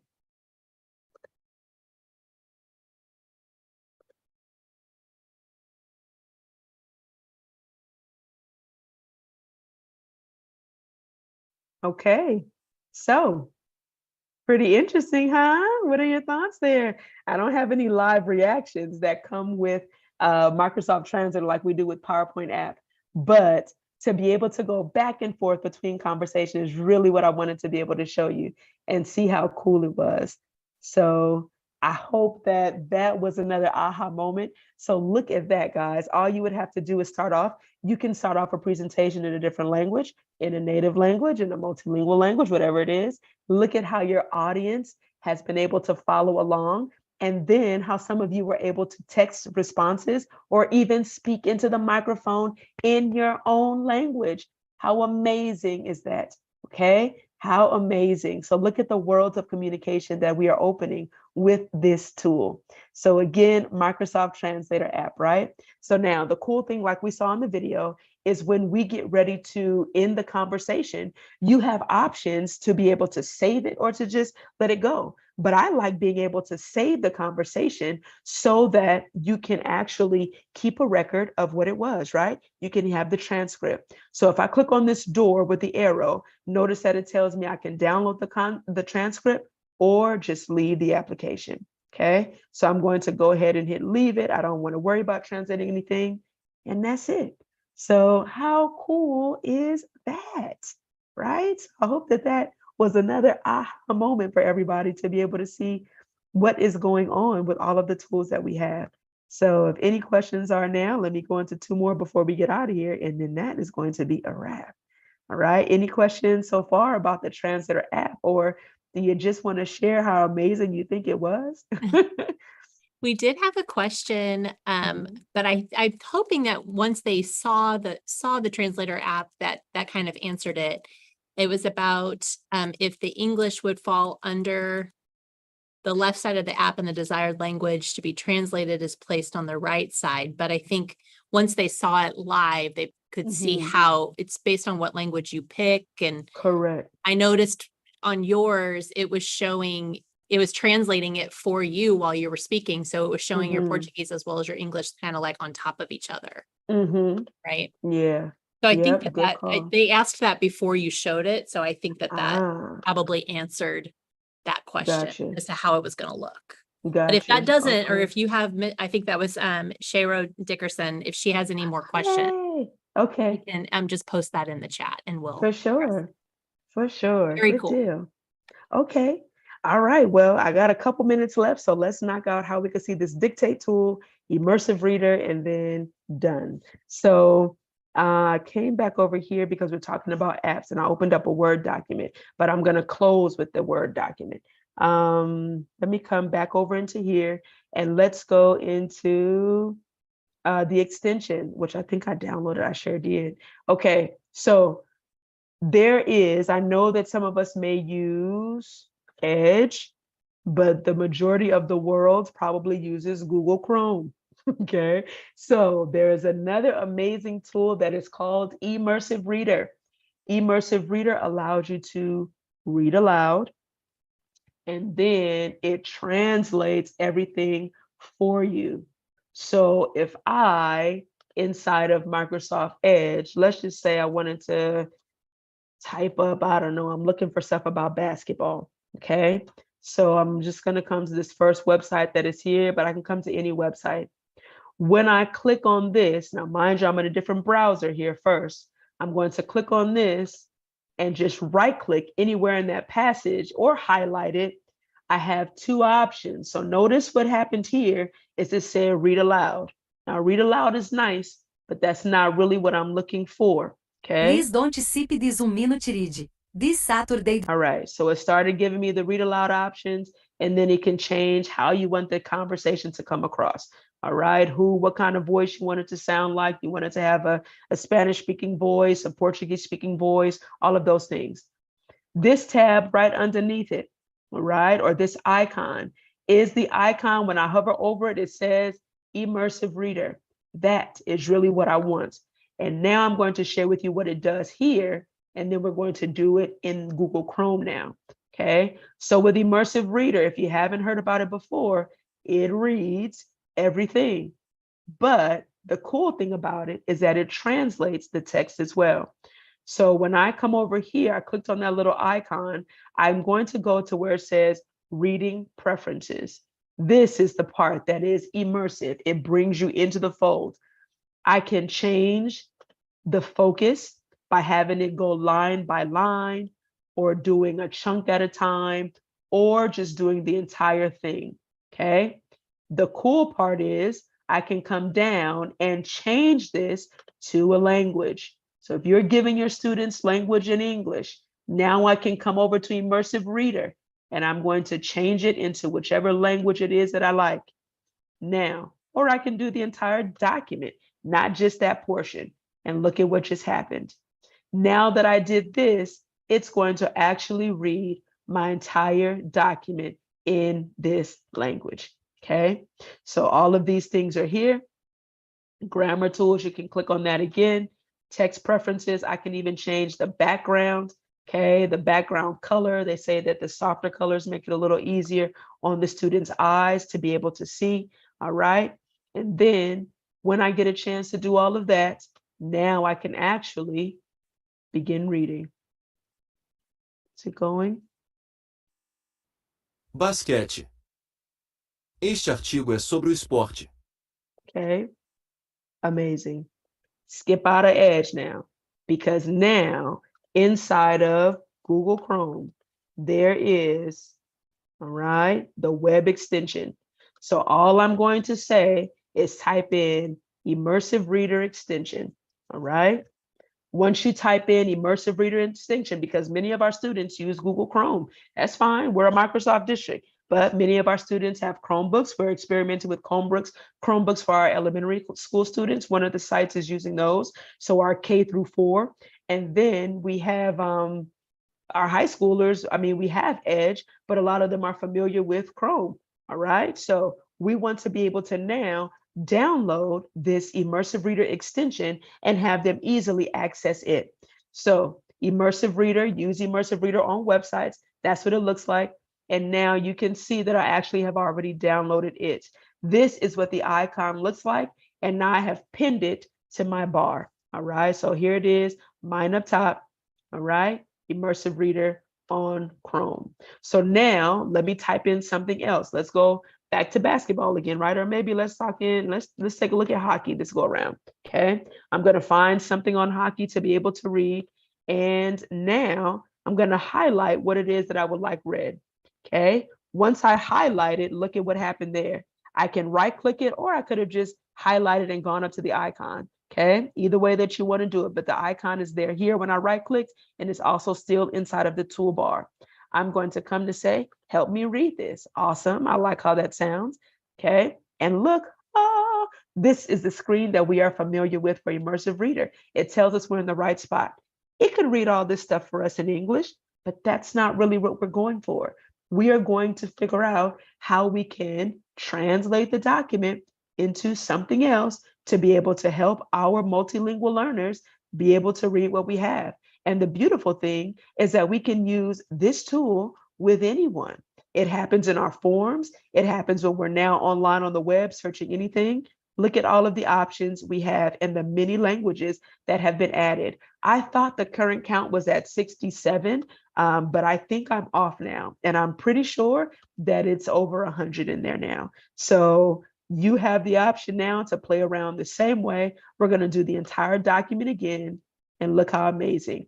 At the very bottom of the screen, I can change the pace, the voice setting, the sound. La Liga Nacional de Hockey es una liga profesional de hockey sobre hielo en América.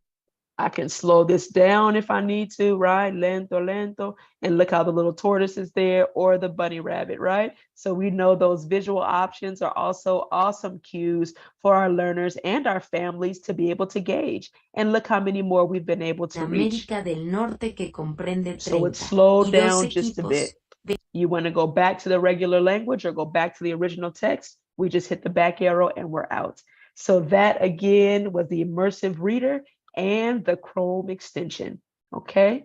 So just to wrap up today's awesome sauce, I hope you got some lovely tools. I've had such an amazing time with you. I opened up a Word document really quickly because I wanted to share with you the dictate tool and what it does. If you notice, I'm in the home tab and I came over to dictate really quickly. It's right there. It's inside of PowerPoint as well. As soon as I tap on this one, I'm going to click on the gear.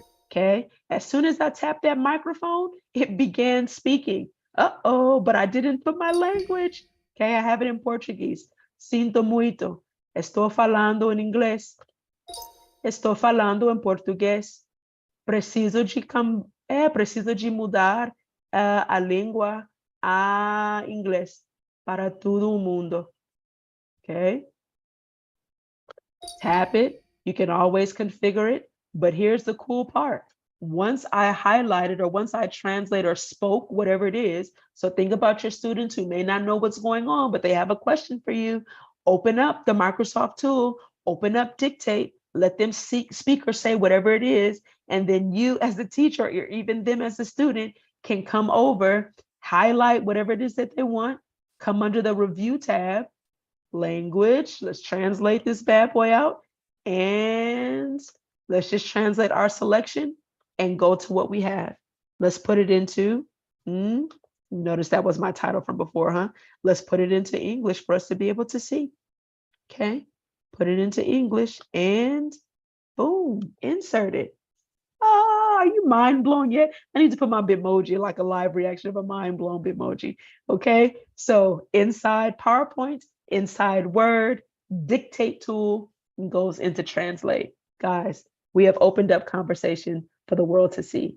I so hope that you have enjoyed that and that you have gleaned something from today. I have thoroughly enjoyed sharing these jaw-dropping tools with you. Subtitles in PowerPoint, PowerPoint Live, the Translator app, the Chrome extension of Immersive Reader, and the dictation tool. So continue to reach out if you can. I will leave this with the ladies, a QR code for you all, and a link to the presentation. So that's it. Amazing. Minds are blown. I think both of us are sitting here just like, and I did whisper earlier. I realized I was not on mute because I was like talking about your presentation and didn't realize.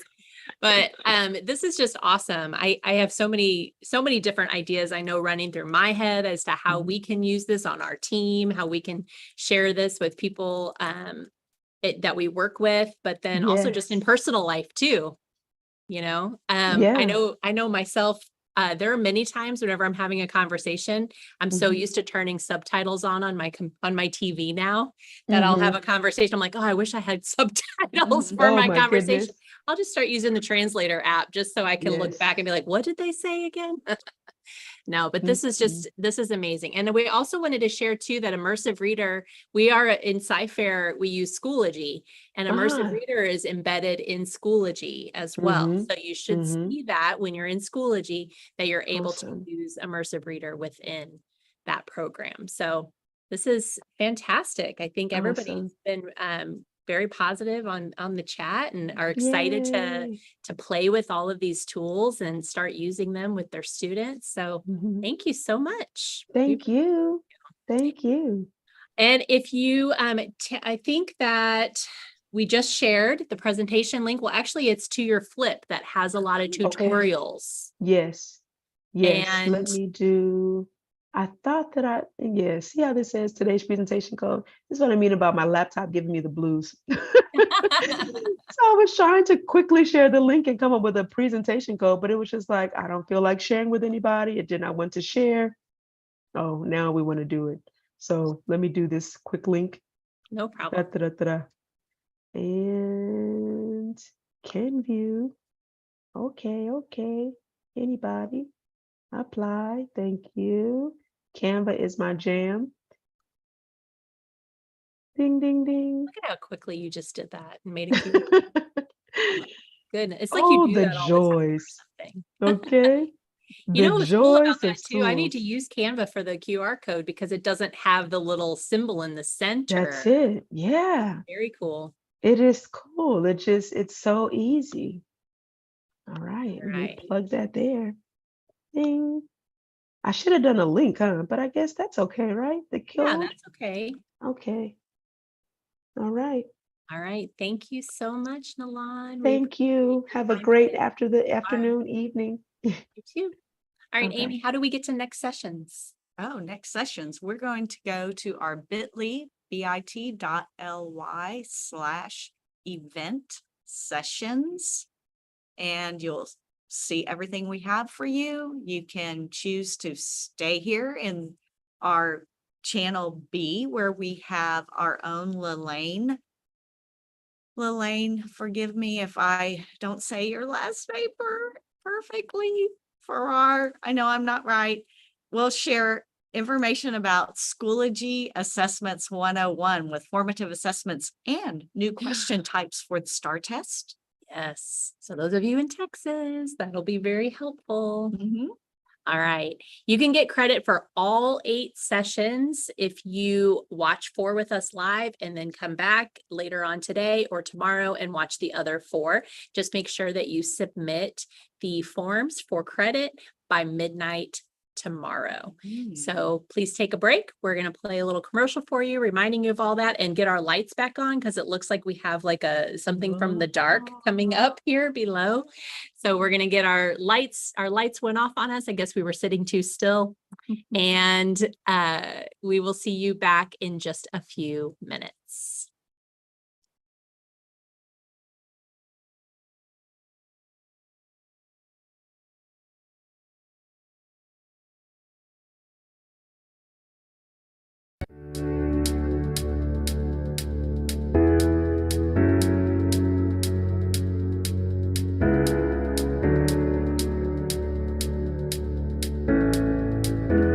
Welcome to EdTech Live. We're happy that you're here today. I'm Tamara, and this is Ryan. We would like to take a moment and welcome you to today's event and give you a little information about what to expect. New sessions start every hour, and you can stay for the whole event or just watch the sessions you're interested in seeing. There is a 10 to 15 minute break between each session where you can enter your attendance credit or take care of personal needs. During the live event, you also have 2 sessions each hour to choose from. After the live event, you can watch any of the other sessions on your own time. During each session, the host will give you a link and a secret code to jot down. This will be the link you use to access the attendance forms, and you will enter the code onto the form. You can keep this form open throughout the event in a separate tab because you will have to do this for each session. You can still earn attendance credit if you are watching after the live event. However, you must submit by midnight tomorrow. Within an hour of submitting your attendance, you should be receiving a response receipt. If you do not receive this email, please resubmit the attendance form and double check to make sure your email address is typed correctly. We, along with our whole EdTech team, want to thank you again for being here today and enjoy your session. It will be starting soon.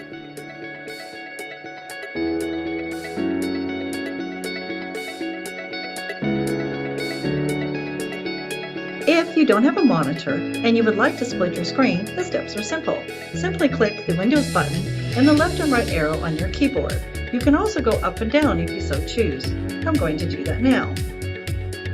I can repeat the process on the other window and have split my screen. Sometimes you get the option to be able to choose. I've split my screen to the right, and now I need to tell them what I would like to put on the left. Those are the steps of splitting your screen on a Windows device.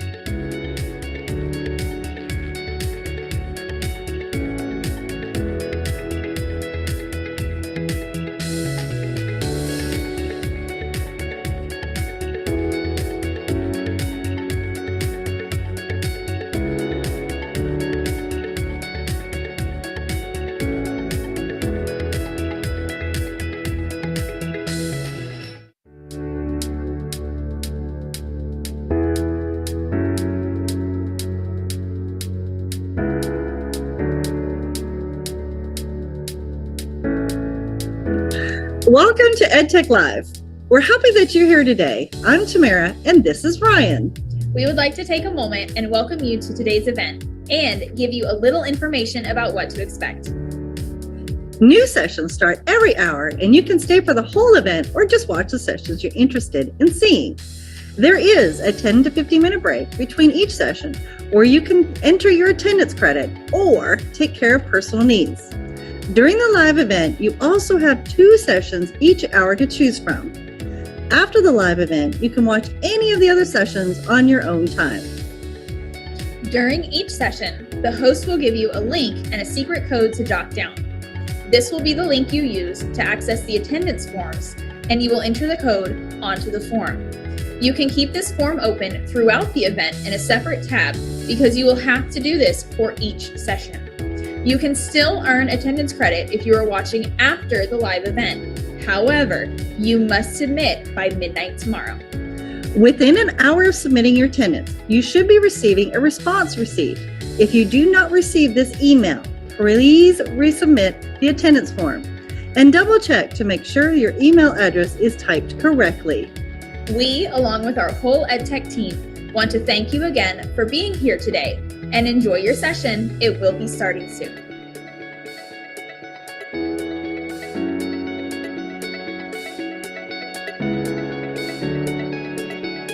If you don't have a monitor and you would like to split your screen, the steps are simple.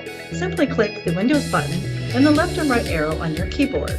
You can also go up and down if you so choose. I'm going to do that now. I can repeat the process on the other window and have split my screen. Sometimes you get the option to be able to choose. I've split my screen to the right, and now I need to tell them what I would like to put on the left. Those are the steps of splitting your screen on a Windows device.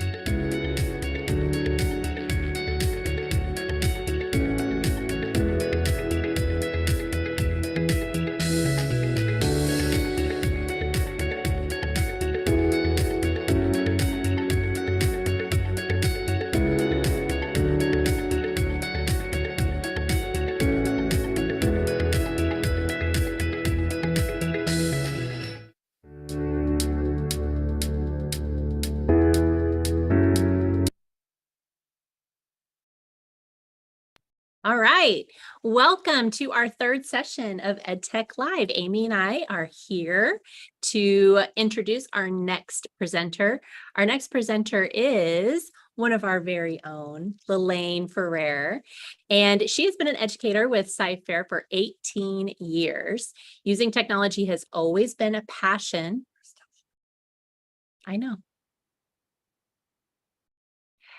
Sorry, it has always been a passion of hers to get her master's degree in EdTech leadership. As an EdTech specialist, she has brought her experience from the classroom to help other teachers elevate student engagement by using the technology tools available to them. Today, she's going to show you all the tricks of using Schoology assessments to create formative assessments, as well as review the new question types on the STAR test. That's been a hot topic, I know, here in Ferrer and probably a lot of other Texas school districts. So welcome, Lalaine. Hi, everybody. I'm so glad to be here, and I really appreciate all of you who are coming out on this Saturday morning and joining us. All right. All right. Okay, so I'm going to share my screen. And this one. And let's get this going. And so today I'm going to share with you Schoology assessments. And this is my first year being an EdTech specialist. And so for the past how many years, I've been creating assessments with my team and have gotten some really helpful tips for y'all so that you can differentiate and make these more than just taking a test, but you can use them in other ways. And so again, my name is Lalaine Ferrer. My Twitter handle is @LanePFer, and then my email is lalaine.ferrer@cfisd.net.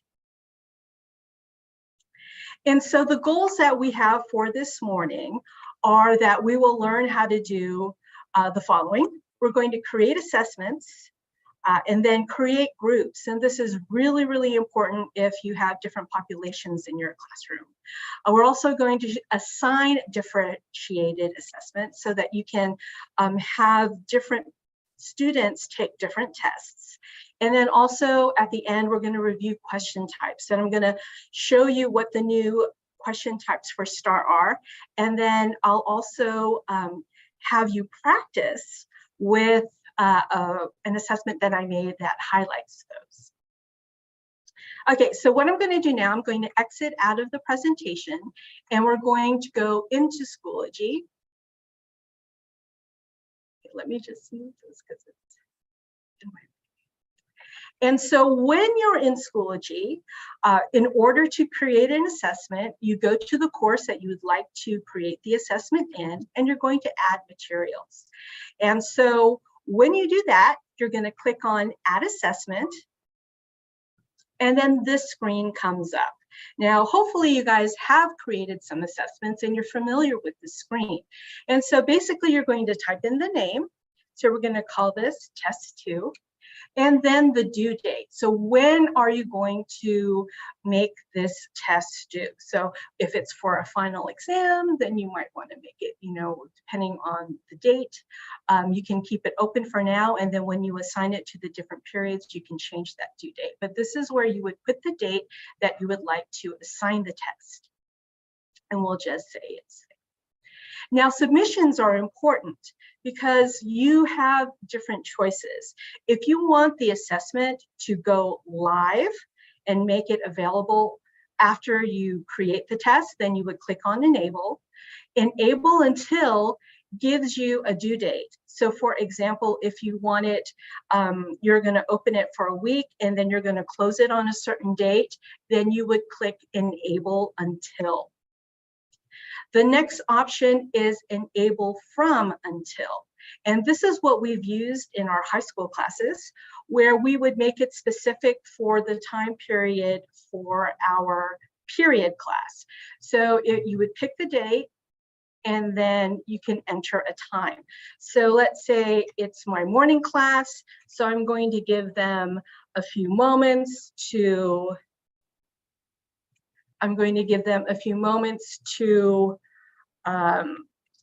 make sure that they put their stuff away, and then I'm going to have it end when the bell rings, and that'll be 8:05. And so that gives the time frame for which that test will be open. And again, that's if you want it open for a certain amount of time. Now, if you want it to be more secure, you can add a password. And so you would enable that and put the password in so that you can ensure the integrity of your test for each period or per day. With categories, you can check the different categories. And for those of you who have your Schoology linked to TAC, you can easily assign those same categories so that it'll link better. And if you're not going to take it for a grade, you can just put it as a daily check, and then you don't have to worry about it syncing into your TAC at the end. Okay, factors, that's just how many, if you wanted to weight your test, and then the scale, if you're just going to give them a grade or if you want to give it a numeric value. Now down here, you have options of assigning the test individually, publishing the test, and then we're going to also show you how you can create groups so that you can go back and put different students into different groups so that you don't have to worry about choosing if it is a differentiated test. You can just pick the group that you've created for that particular test. So I'm just going to hit create. Oops, let's do a daily check. And we're going to do that. All right. And so while we're on the subject of creating groups, so I'm going to can include parts. Part A is multiple choice and it's 5 questions. Part B is matching, and that's 10 questions, or part C is short answer, and that will be 5 questions. And so you can give the instructions here so that students will know what to expect when they take that test. Going to the assessment settings, you can actually assign a time limit. So if you would like to do that, then you would click yes. And then if this is like a warm-up that you're doing and you want to give the students only 5 minutes, you can do that. We're not Marty McFly, we cannot go backwards in time. But you can add the time here. Again, you can make it as long as you need to. So for example, if you had that student, a regular class period is 50 minutes, yes. So you would assign that test for your non-extended time students for 50 minutes. But if you had that student who was 50%, then you can type in the 75 minutes, and that student would have 75 minutes to complete that test before it closes.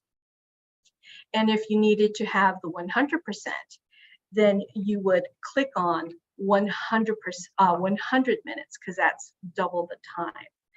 And so this is a great way for you to manage the different requirements for the students that need that extra time. And again, you can differentiate that in your title, and that way you know which test is set up for those extended time periods. The next setting is whether or not you want the questions randomly ordered. And so for if you did that, just to let you know, it still manages the analysis based on the original question order.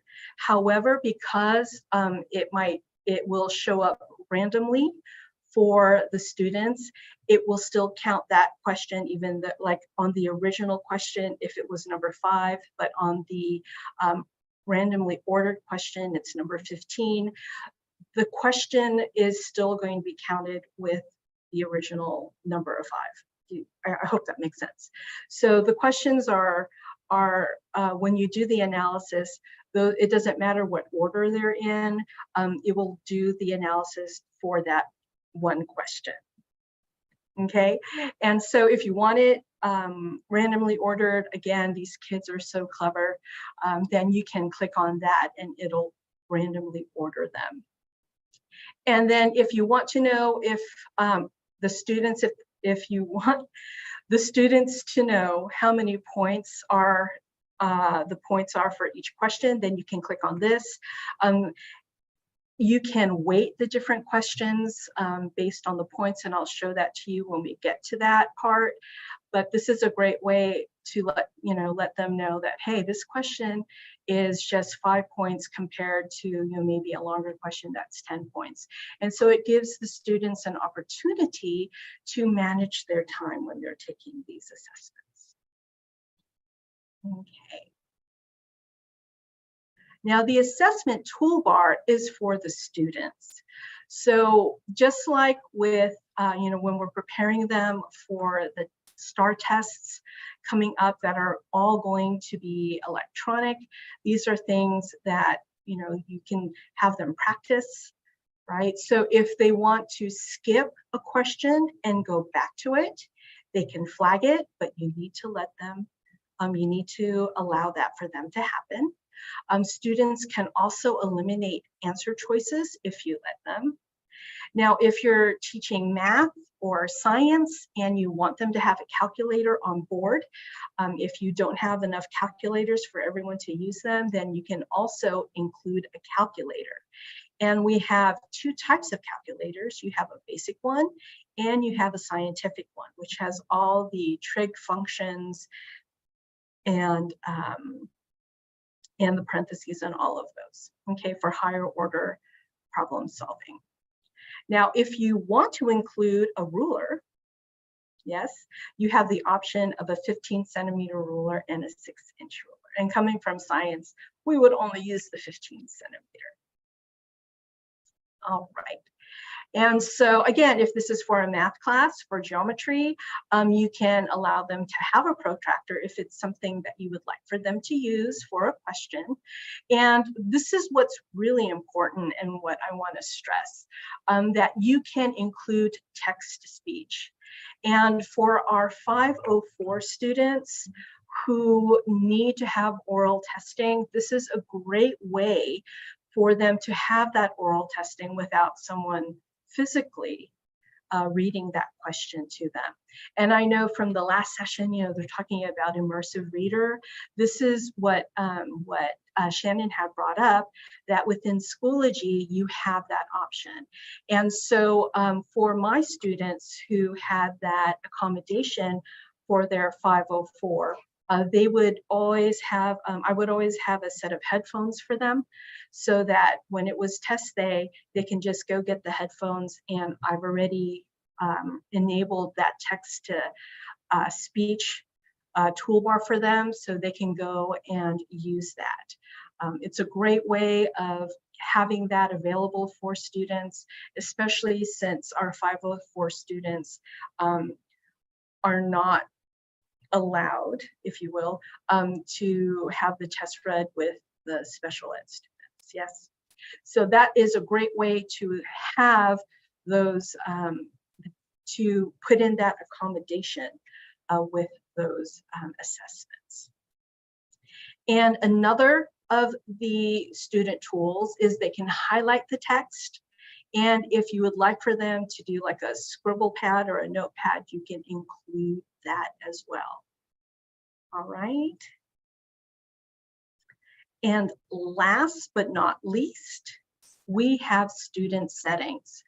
And so this is where you will let them know whether or not they can see the answers immediately. Now for our summative assessments, we always chose no. But if this is something formative or a check for understanding, you have the option of letting them know whether or not they've got it wrong. And then again, if it is just for a check for understanding, you're introducing this, it's after a chunk, you want them to know if they got it right, and then also include the answers. Okay, so those are those options. Now, the number of times students can take it, you can include that as well. You have anywhere from 1 up to 20 times. So again, you have to think about you know, these assessments as not just something summative where it's a one-time shot, but this these settings can give the students opportunities, and also yourself as a teacher, to see whether or not they got it right. So these are great feedback mechanisms if you want to include the correct answers. That way they can say, okay, well, let me go check. Okay, why is this wrong? Let me check what I did wrong. Oh, maybe it was just like I clicked on the wrong thing or what have you. But using the setup available to you, you can do all kinds of differentiation with the students. And this is always so helpful because of the flexibility you have with the assessments that you create. All right. So before we move on to the actual question types, I will go ahead and let the ladies give you the attendance code if it's not too early. Yes? No, this is a perfect time. Okay, great. I'm going to stop sharing. Okay. Let me get it opened up here. The secret code for session 3. Let me do it one more time. Hold on. There we go. Is SGY. SGY. And if you are in district, you will go to bit.ly/edtechlive, capital CFISD. If you are out of district, you'll go to bit.ly/edtechlive_visitor. All right. Great information on how to adjust your Schoology assessments. I think a lot of times we don't spend the time to know all of our options and settings. So thank you, Lalaine, for going through that and talking about how you've used it and how to make things better for your students. Now, this is a great time for us before we get into the questions. Have there been any, the question types, have there been any questions on the chat that we need to go over? Not yet, just somebody reiterating what I just said. They were like, I love the personalized settings in Schoology. Yeah. I think everybody's with you following along. Okay. All right. Okay. So, okay, just another 10, 15 seconds here. It always feels like I have it up for an eternity, but I'm told, you know, we want to make sure we have it up long enough so people really do see it, hear it, write it down. Yeah. And especially, you know, since we have two, you know, if they're in district or out of district. Yeah. So sometimes it's like post those. We did also post those links in the chat, so you can easily click on them. They're the same. The links are the same for all sessions, but you do have to submit it for each session that you want credit for. So if you're wanting credit for all 8 sessions by tomorrow, then you would submit 8 different forms with each code. All right. Okay, are we ready to move on? Yes, we are ready. Perfect. Okay. All right. So let me go ahead and share my screen again. And all right. And so now we're going to talk about the assessment question types. And last month I was at CAST and attended one of the TEA updates. And so before we get into the question types, I just wanted to share a couple of things that I got from attending that session. And so one of the biggest eye-openers was that there are different question types, and you're going to have the hotspots, drag and drop, you're going to have ordering, multi-select, there are multi-parts, text entry, and short constructive response. So those are the new question types that are going to be on STAR. And in conjunction with those new question types, they're changing the format of the test itself. And so the tests will have a maximum 75% of the points will come from multiple choice. And from when they were discussing this, that is the absolute max. And so you can expect to see more of these types of questions versus, well, you'll still have multiple choice, but you'll see these questions making up more than 25%. Some of the new question types are worth 2 points. And just to let you know, some partial credit is given. So for example, if like a short constructive response is 4 points, then if they got 2 or more of the points assigned for that question, then they would get 1 out of 2. Now, if they only got 1 point out of those 4, then they would not get credit for, they wouldn't get partial credit at all for that question.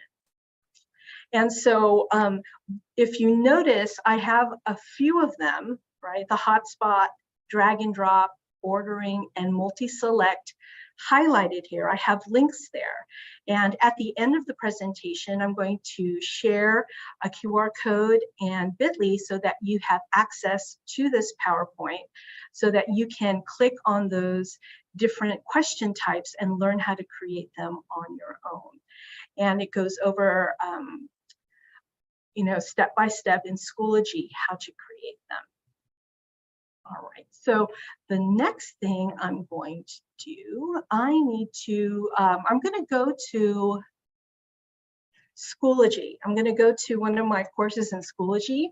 Now, if you want to follow along, then please, I'm going to take a few moments. If you want to open up your Schoology course and join my PD, my Schoology PD, then please use this Schoology access code.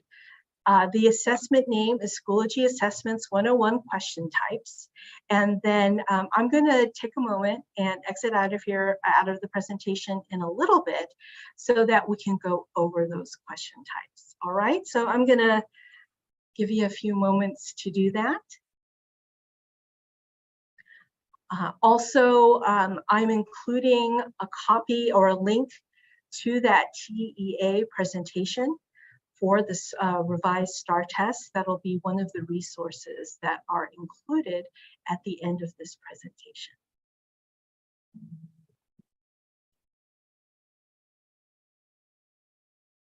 All right, so let me get there. I hope everybody got it.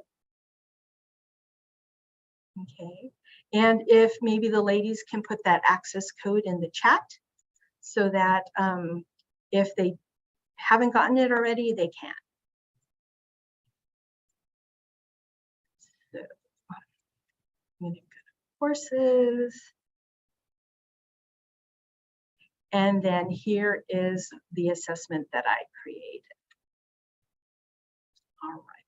So just in general, when you're creating assessments in Schoology, you have a plethora, a myriad of choices that you can use. Now, again, remember, this might be called an assessment, but you can use them for so many different things. Again, doing a check for understanding after a chunk. You can use it as an exit ticket for a warm-up, you know, for flipped learning if you'd like. So there are different question types that you can incorporate into your lesson cycle so that you can check for students' understanding. And it's a great way to have them express themselves as well, depending on which of these that you choose. So it's not just an A, B, C, or D, or a true and false, but they have to actually do a little bit more processing and getting that higher order thinking in place. So of course you have the multiple choice, the true and false, the matching. I'm going to go into the questions themselves and we'll take a look at them.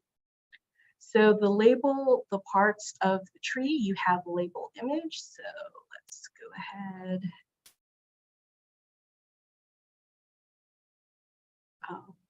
Just to see how you would set that up, right? And so you would have the different boxes there and the students can move these up. Oops. Okay, so they can drag and drop. Right. Oh, I'm in preview, but that's what they would do. And then, and so let's go ahead and do that.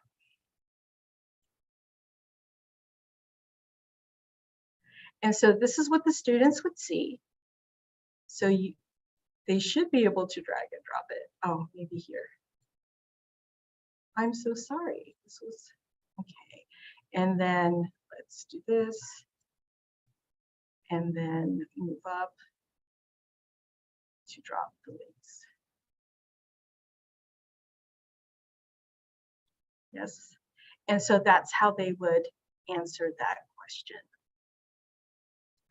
And then next we have match the word with its number. So something maybe for the elementary level where they have to drag and drop.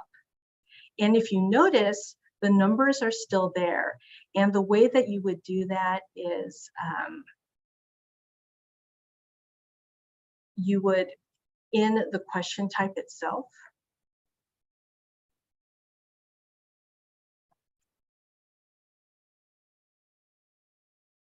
you would choose duplicate responses. So if you want to leave the answer choices on the bottom, you can duplicate the responses, so when they use one, it'll still appear.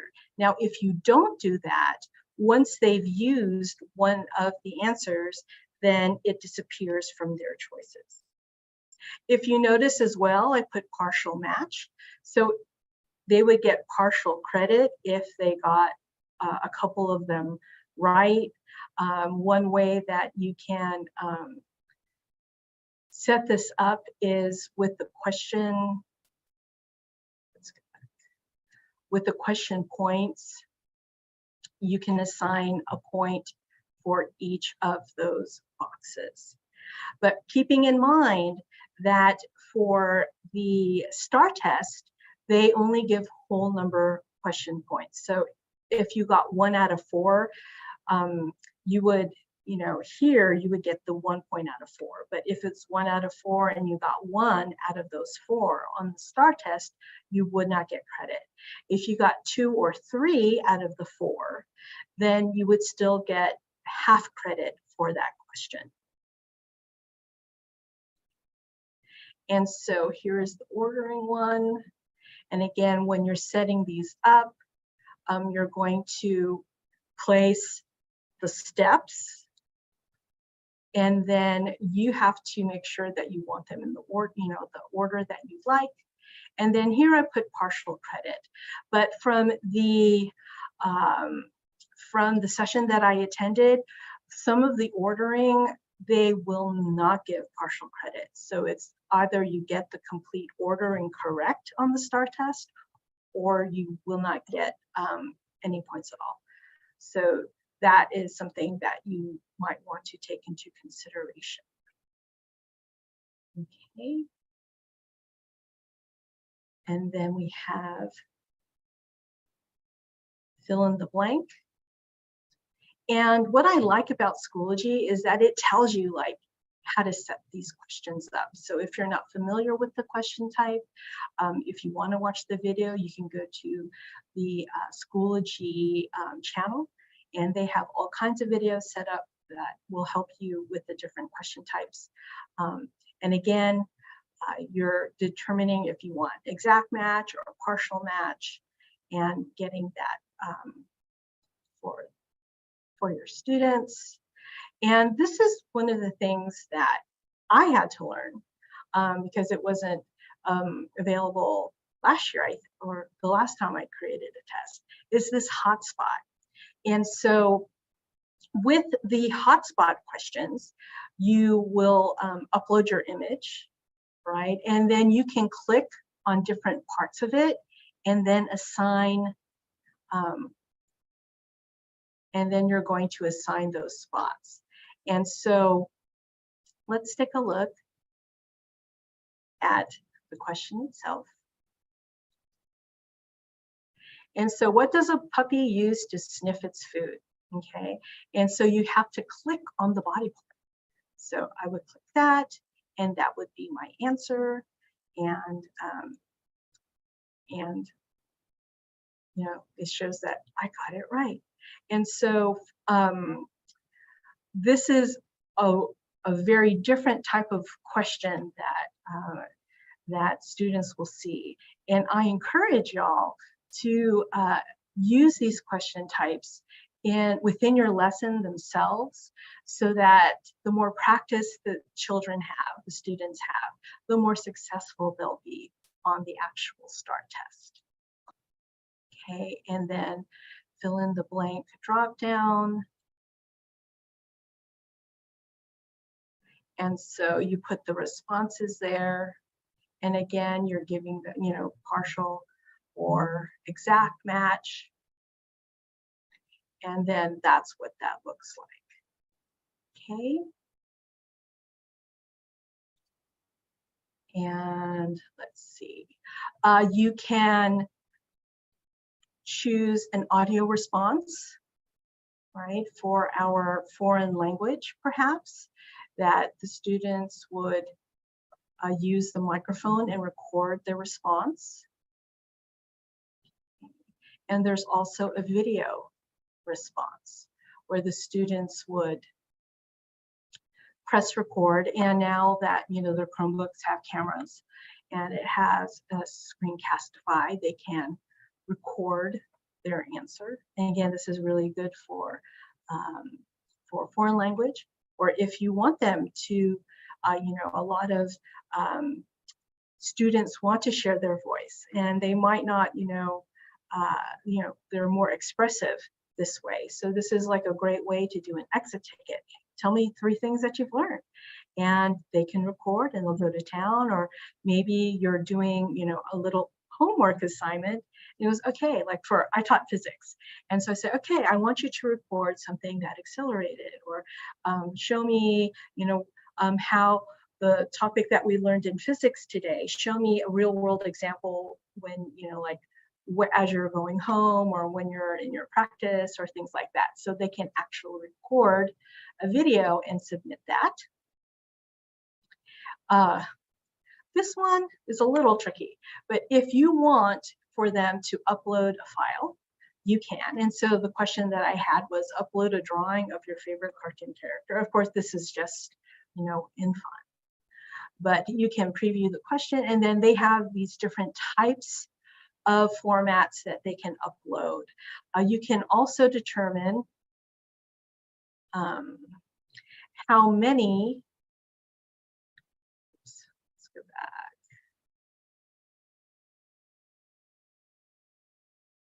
You can also determine the maximum number of files that they can upload, depending again on your assignment.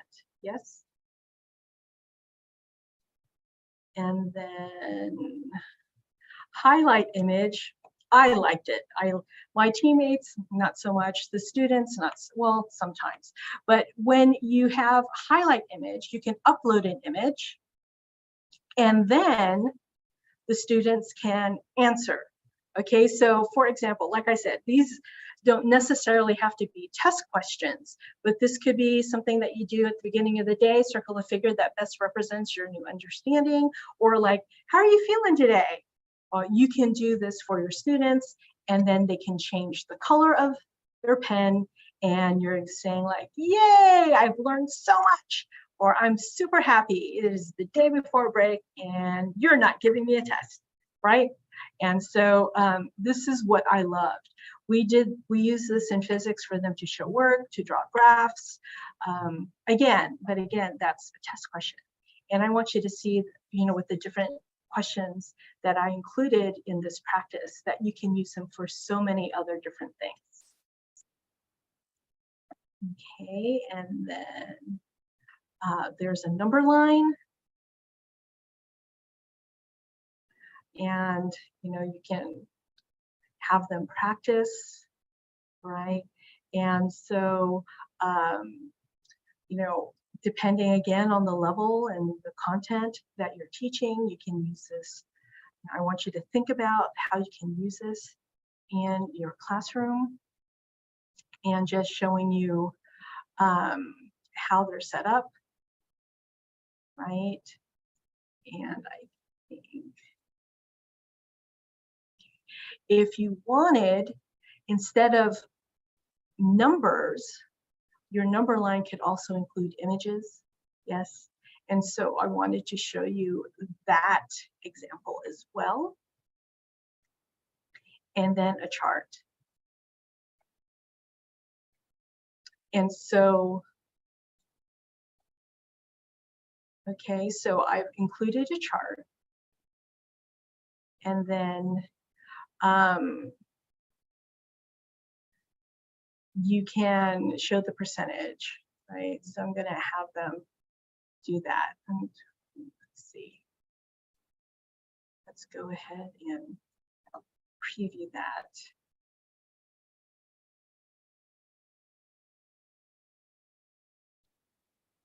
Okay. Oops.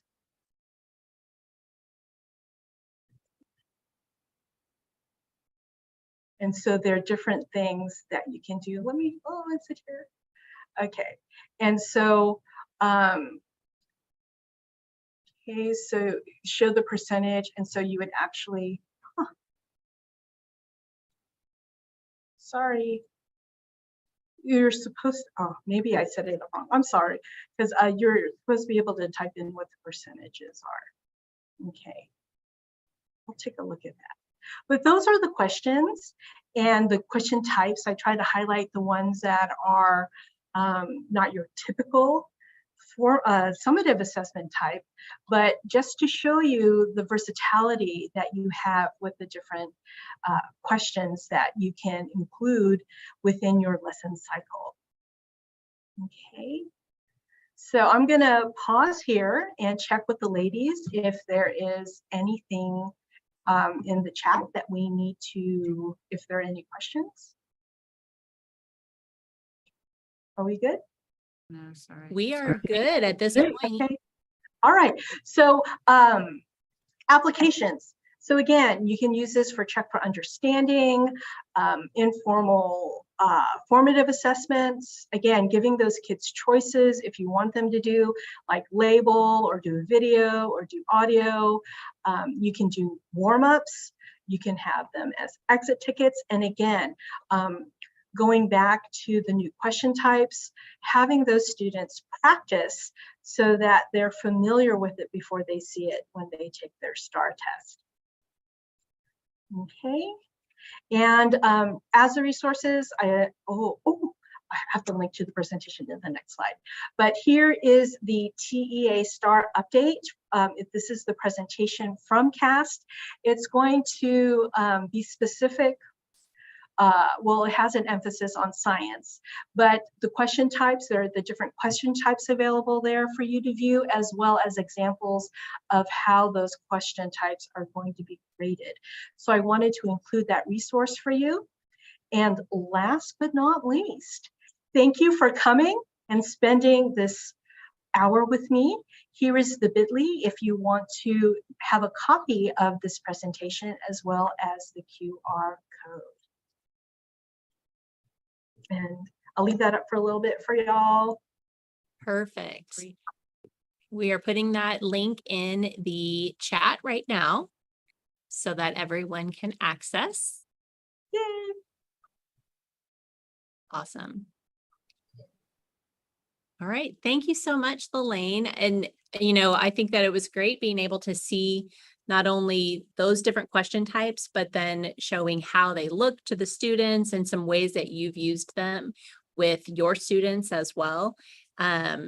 Was just, you know, I think a lot of times we see the word assessment and we think, oh, it's just for tests, but you can use that for so many different things.